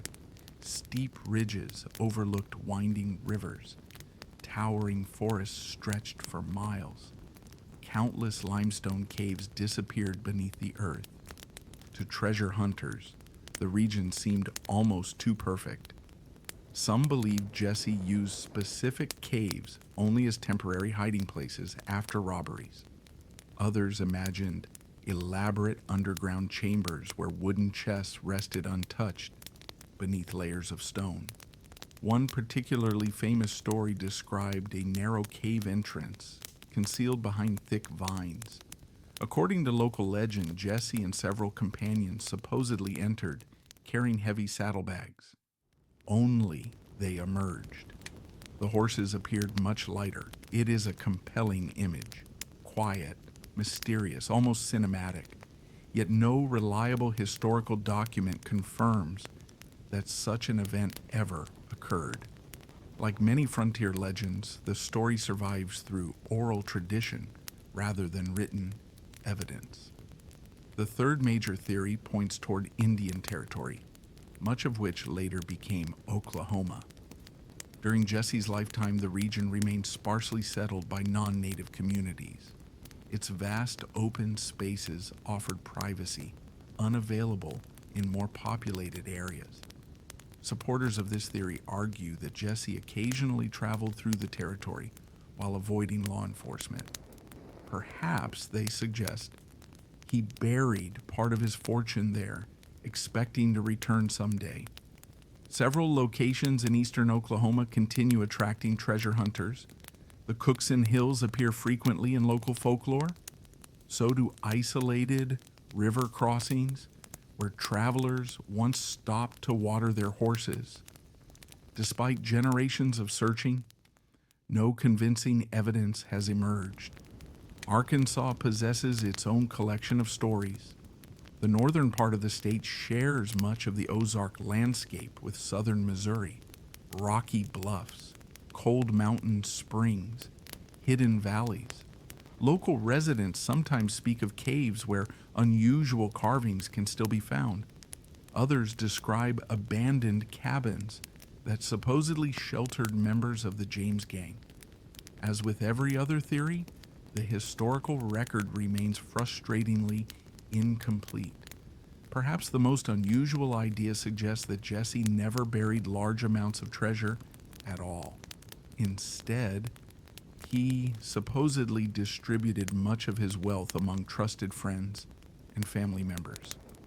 This theory appeals to many historians because it requires fewer extraordinary assumptions. Rather than imagining secret caves filled with gold, it suggests a more practical solution. Money was quietly spent, invested, shared, or hidden in ordinary ways that left little historical trace. If true, there may never have been one great treasure waiting to be discovered, only countless smaller sums gradually disappearing into everyday life. Modern historians often find this explanation persuasive. It better reflects the practical realities of living as a fugitive. Outlaws constantly needed resources: fresh horses, food, weapons, shelter, reliable information, all required money. Large fortunes rarely remained untouched for long. Another fascinating theory concerns Confederate gold. Over the years, some writers proposed that Jesse James somehow acquired hidden Confederate treasure after the Civil War. Supporters imagined enormous quantities of gold secretly buried across the South. Jesse supposedly became one of its guardians. Unfortunately, there is very little historical evidence connecting Jesse James directly with any documented Confederate treasury. Most scholars regard this theory as an example of separate legends gradually becoming intertwined. Treasure stories often attract one another. Over time, different mysteries blend together until they seem impossible to separate. One of the most charming aspects of these theories is that nearly every community believes its own version. Travel through rural Missouri, and someone may confidently point toward a quiet hillside. Visit Arkansas, and another resident will recommend an entirely different valley. Drive through eastern Oklahoma, and you'll hear about a forgotten cave hidden beyond the next ridge. Each story reflects local history as much as national legend. Each becomes part of the identity of the place itself. For archaeologists, these legends present both opportunities and challenges. Occasionally, treasure hunters discover genuine historical artifacts while searching: old wagon hardware, Civil War bullets, 19th century bottles, fragments of frontier life that might otherwise have remained buried forever. When properly documented, such discoveries contribute valuable knowledge about everyday life during Jesse James's era. At the same time, uncontrolled digging can damage important archaeological sites. A careless search may destroy evidence that could help historians better understand the past. That is why professional archaeologists emphasize careful research before excavation. History itself often proves more valuable than treasure. As evening settled gently across the Missouri hills, the forest became quiet once again. The same breeze that had stirred the leaves during Jesse James's lifetime continued moving through ancient oak branches. Creeks flowed steadily beneath weathered wooden bridges. The caves remained cool and silent beneath the limestone hills. Somewhere, according to countless legends, gold still waited, or silver, or forgotten banknotes sealed inside rusting metal boxes. Perhaps the greatest mystery was never where the treasure had been buried, but why so many generations continued believing it must exist. Because sometimes the search tells us far more about ourselves than the object we hope to find. And before our journey comes to its peaceful conclusion, there remains one final chapter to explore. Not the treasure itself, but the remarkable way the legend of Jesse James has continued to live on, growing larger with every generation that chooses to tell his story once again. As the 20th century unfolded, the legend of Jesse James's lost treasure entered yet another chapter. The outlaws were gone. The horses had long since disappeared from the old frontier trails. The stagecoaches no longer rolled across the Missouri countryside. Even many of the banks once robbed by the James gang had become little more than faded photographs preserved inside local museums. Yet, strangely, the search for the treasure had never been more active. People no longer searched with lanterns and shovels alone. They arrived carrying metal detectors, historical maps, old newspaper clippings, camera equipment. Some even brought scientists, surveyors, and historians to help evaluate the stories that had accumulated over nearly a century. The mystery had become part history, part adventure, and part business. Because wherever great treasure legends exist, there are almost always people willing to profit from them. Throughout the early and middle decades of the 20th century, newspapers regularly published remarkable claims. A farmer announced that he had discovered Jesse James's buried gold. A prospector claimed to possess the outlaw's secret diary. An elderly woman insisted her grandfather had personally hidden the treasure for Jesse. Each story attracted enormous attention. Readers eagerly purchased newspapers, hoping that one of the greatest mysteries in American history had finally been solved. Almost without exception, the excitement faded within days. The supposed treasure turned out to be ordinary coins. The diary proved impossible to authenticate. The mysterious maps contained obvious errors. The witnesses quietly disappeared from public attention. Then, only months later, another extraordinary claim appeared somewhere else. Perhaps the most famous example involved treasure maps sold to hopeful collectors. By the 1930s and 1940s, individuals across the United States advertised handwritten maps supposedly copied from Jesse James's original directions. Some charged only a few dollars. Others demanded astonishing prices. The advertisements promised hidden caves, buried chests, millions in forgotten wealth. Many honest people spent their savings believing they stood on the edge of an incredible discovery. Unfortunately, most of these maps were almost certainly modern inventions. Experts examining the paper often discovered materials manufactured decades after Jesse's death. Ink compositions failed to match 19th century writing. Place names appeared that did not even exist during Jesse's lifetime. The maps told exciting stories, but history rarely supported them. The treasure industry had quietly been born. Books followed. Some authors approached the mystery with genuine care. They studied historical documents, compared newspaper reports, interviewed descendants of people who had actually known Jesse James. Others preferred sensational claims, secret tunnels, hidden kingdoms beneath the Ozarks, millions of dollars waiting behind stone walls. Such stories naturally attracted larger audiences, yet the farther they drifted from historical evidence, the more difficult it became to separate truth from imagination. Hollywood soon joined the legend. Films about Jesse James appeared throughout the 20th century. Many portrayed him as a charming outlaw riding across breathtaking western landscapes. Others emphasized action and adventure. Few paused to examine the quieter, historical reality. Cinema thrives on dramatic moments. History often unfolds much more slowly. As millions watched these films, the treasure legend reached audiences who had never before heard of it. The stories became part of American popular culture. Children grew up imagining hidden gold buried beneath lonely oak trees. Families visited Missouri while on vacation, hoping to glimpse famous outlaw country. The legend continued expanding. Then came another wave of enthusiasm: metal detectors.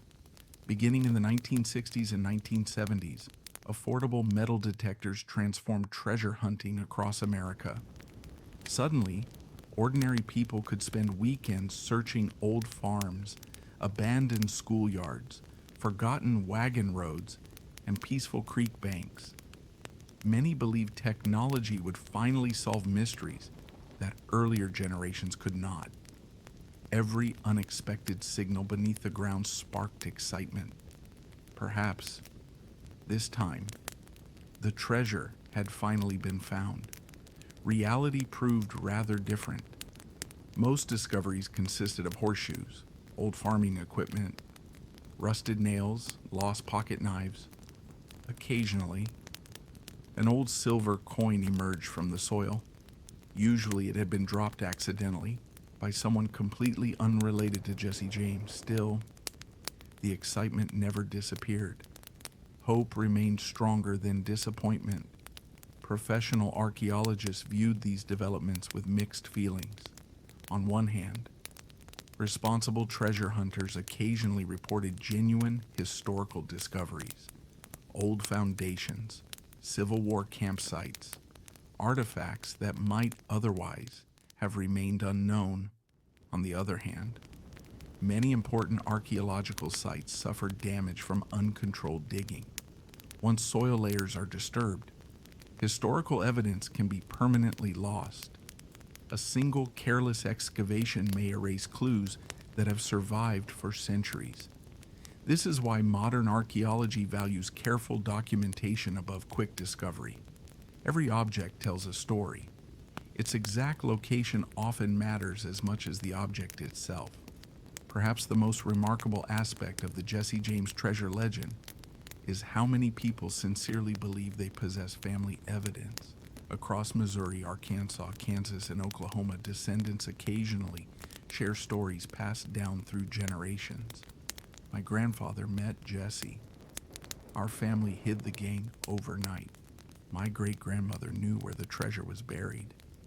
These family traditions deserve respectful attention.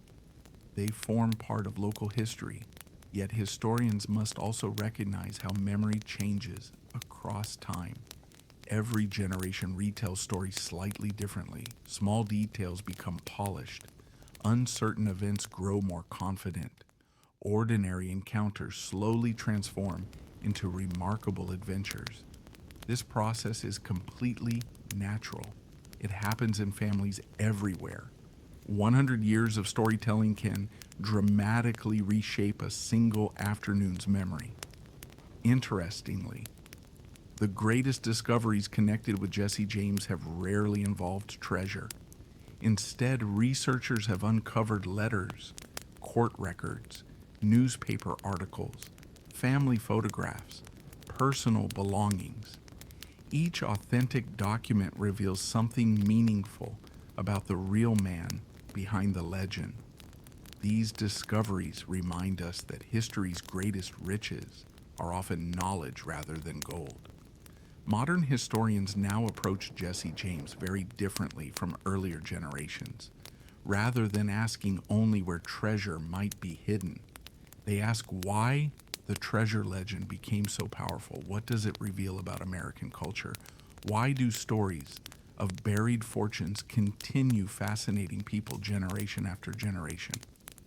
Part of the answer lies in the American frontier itself. For centuries, the frontier represented opportunity, land, gold, new beginnings. Hidden treasure fits naturally into that tradition. It suggests that extraordinary rewards still wait for those willing to search. Perhaps another answer is even simpler. Mysteries invite participation, unlike stories with clear endings. An unsolved mystery allows everyone to imagine their own conclusion. The treasure might still exist, or it might not. Neither possibility can be completely proven. That uncertainty keeps the story alive. As another peaceful evening settled across the hills of Missouri, the old wagon roads grew quiet beneath the fading light. Wind whispered gently through the tall grass. Somewhere in the distance, a creek continued its endless journey toward the Missouri River. The forest had witnessed generations of treasure hunters come and go. Each believed they might be the one. Each carried hope. Most returned home with little more than memories, yet perhaps those memories were treasures of another kind, because the true gift of the search was never simply the possibility of buried gold.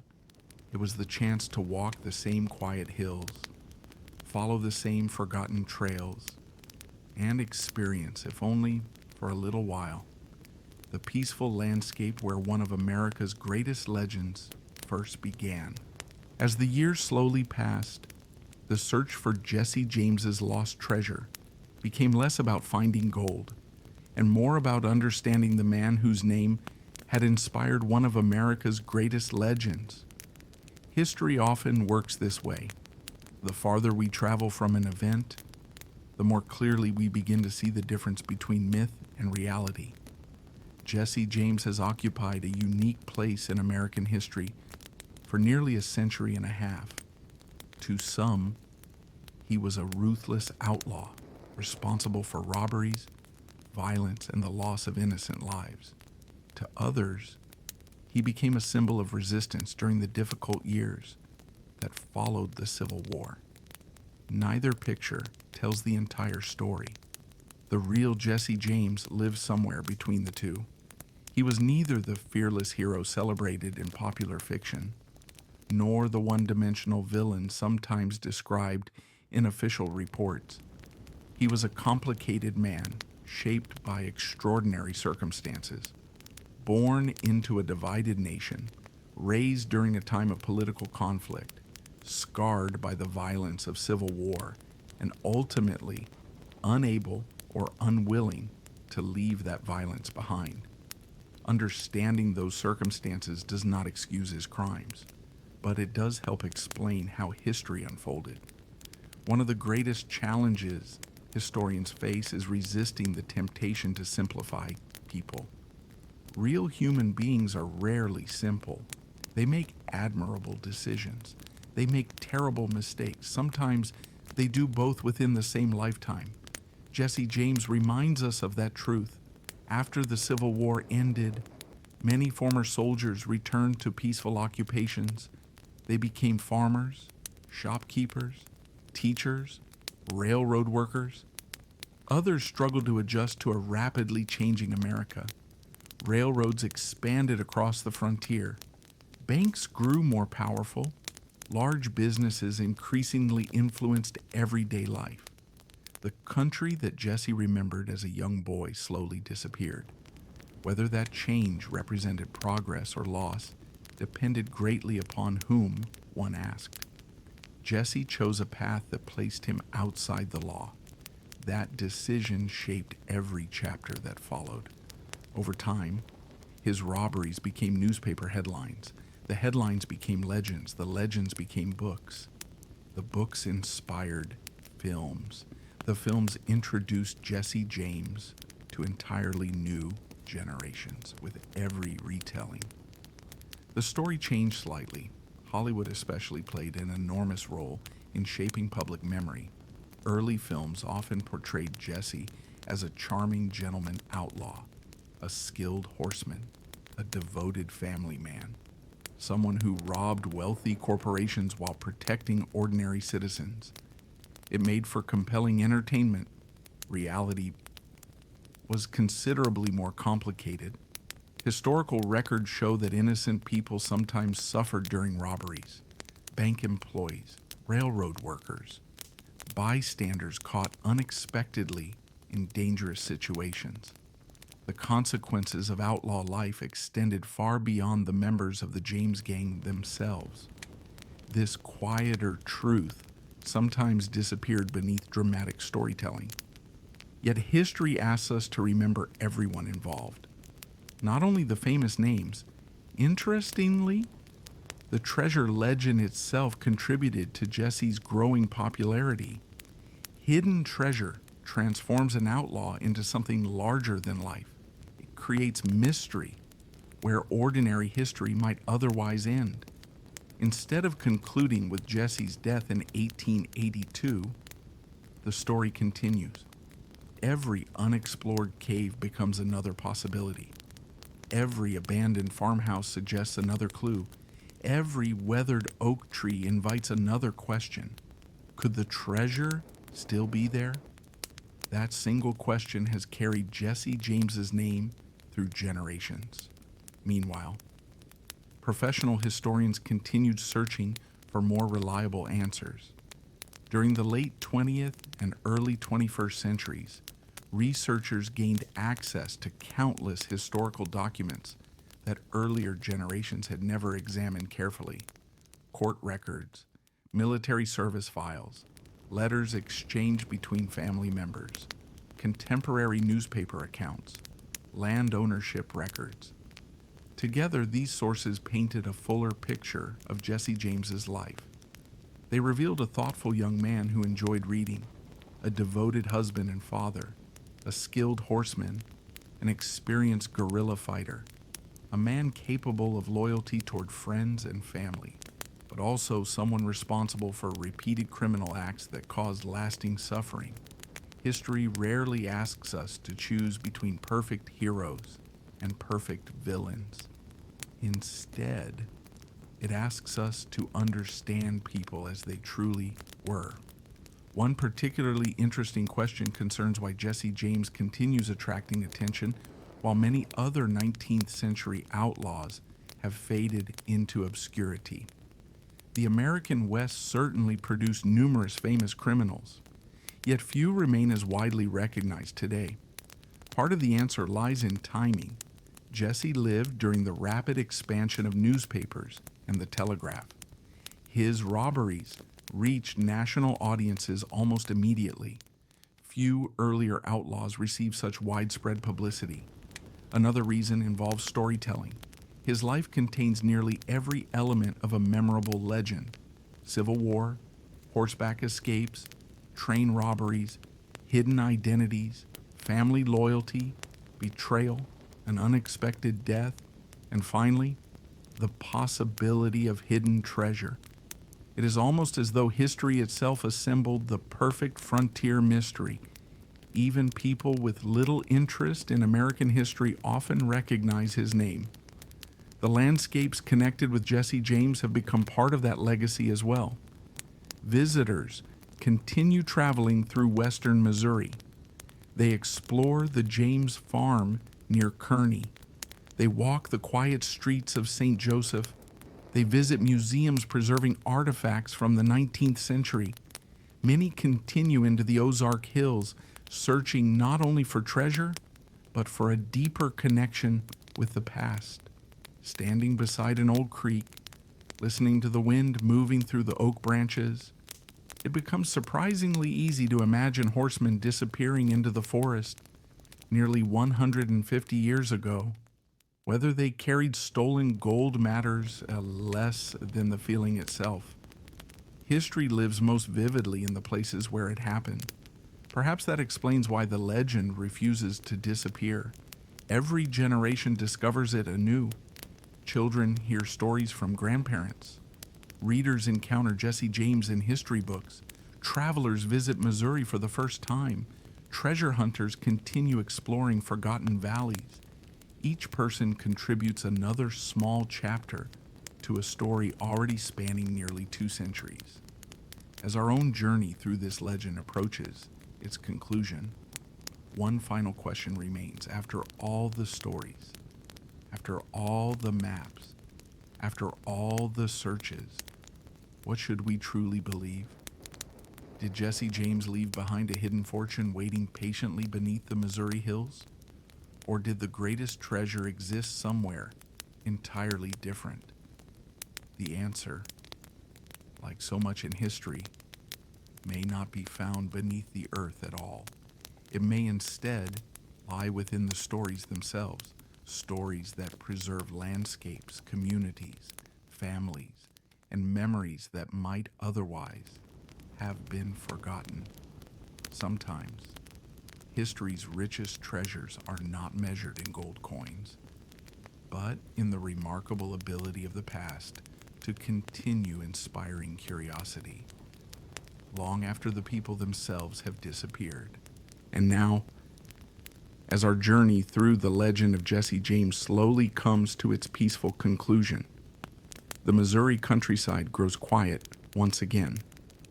Imagine standing upon a gentle hillside just as the sun begins to set.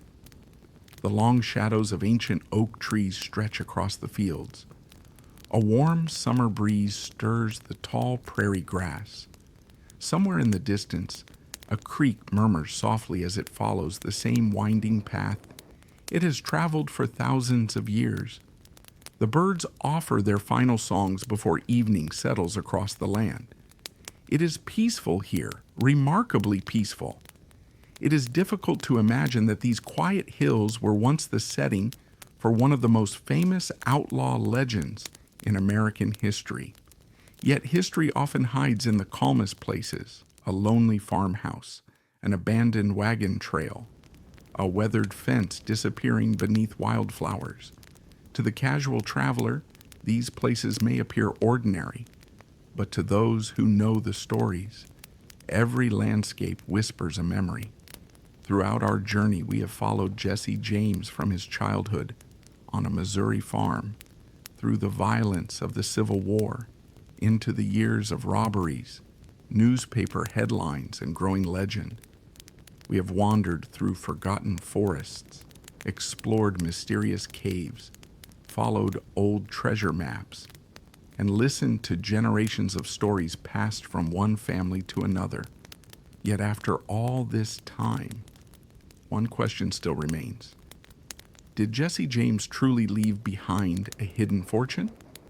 The honest answer is that no one knows.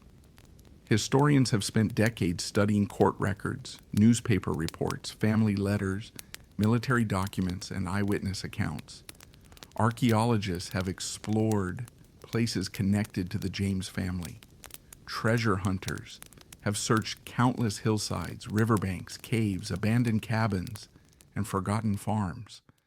Thousands of hours have been devoted to solving the mystery, and still, no discovery has ever provided convincing proof that a great hidden treasure exists.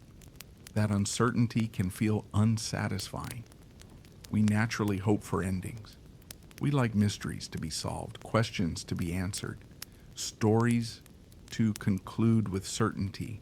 History, however, does not always grant us that comfort. Sometimes the evidence simply disappears. Sometimes important documents are never written. Sometimes the people who knew the answers carry them quietly into the past. The legend of Jesse James reminds us that history is filled with such moments. Perhaps there was never one enormous treasure hidden beneath the Missouri hills. Perhaps the money from the robberies was gradually spent over many years, used to purchase horses, food, weapons, shelter, support for family members. Perhaps it simply vanished into everyday life.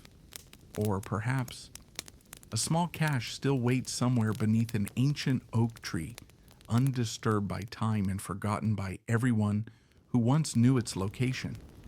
History allows both possibilities. What it does not allow is certainty without evidence. There's a quiet lesson hidden within that truth. In a world that often demands immediate answers, history teaches patience. It reminds us that saying we do not know is not a weakness. It is a sign of honesty. The greatest historians are not those who invent exciting conclusions. They are those willing to follow the evidence wherever it leads, even when it leads only to another unanswered question. And perhaps that is why the legend has survived for nearly a century and 50 years. If someone had uncovered a great chest of gold in 1890, the story might have ended there. Instead, the mystery remained open. Every generation inherited the same question. Every generation imagined its own answer. Some searched caves, others studied old maps. Many simply enjoyed the story. In time, the treasure itself became almost secondary. The real treasure was the journey. It encouraged people to explore the history of the American frontier, to visit small museums preserving local memories, to walk forgotten trails, to learn about the Civil War's lasting impact on Missouri, to understand how newspapers helped transform ordinary criminals into national legends. It inspired curiosity, and curiosity is one of history's greatest gifts. Today, visitors still travel to Kearney, Missouri, where Jesse James spent his childhood. The family farm has been carefully preserved. The simple farmhouse still stands among peaceful fields, offering a quiet glimpse into frontier life before fame, violence, and legend changed everything. Others continue to visit St. Joseph, where Jesse's life came to an unexpected end on a quiet spring morning in 1882. The modest home remains a reminder that history often unfolds in ordinary places. Many travelers venture farther into the Ozark Mountains, not because they truly expect to uncover buried gold, but because the landscape itself possesses a timeless beauty.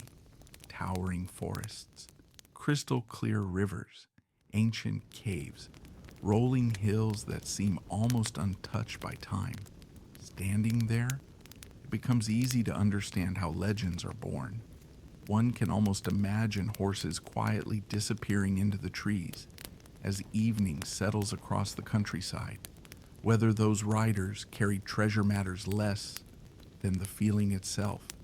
The landscape invites imagination, and imagination keeps history alive.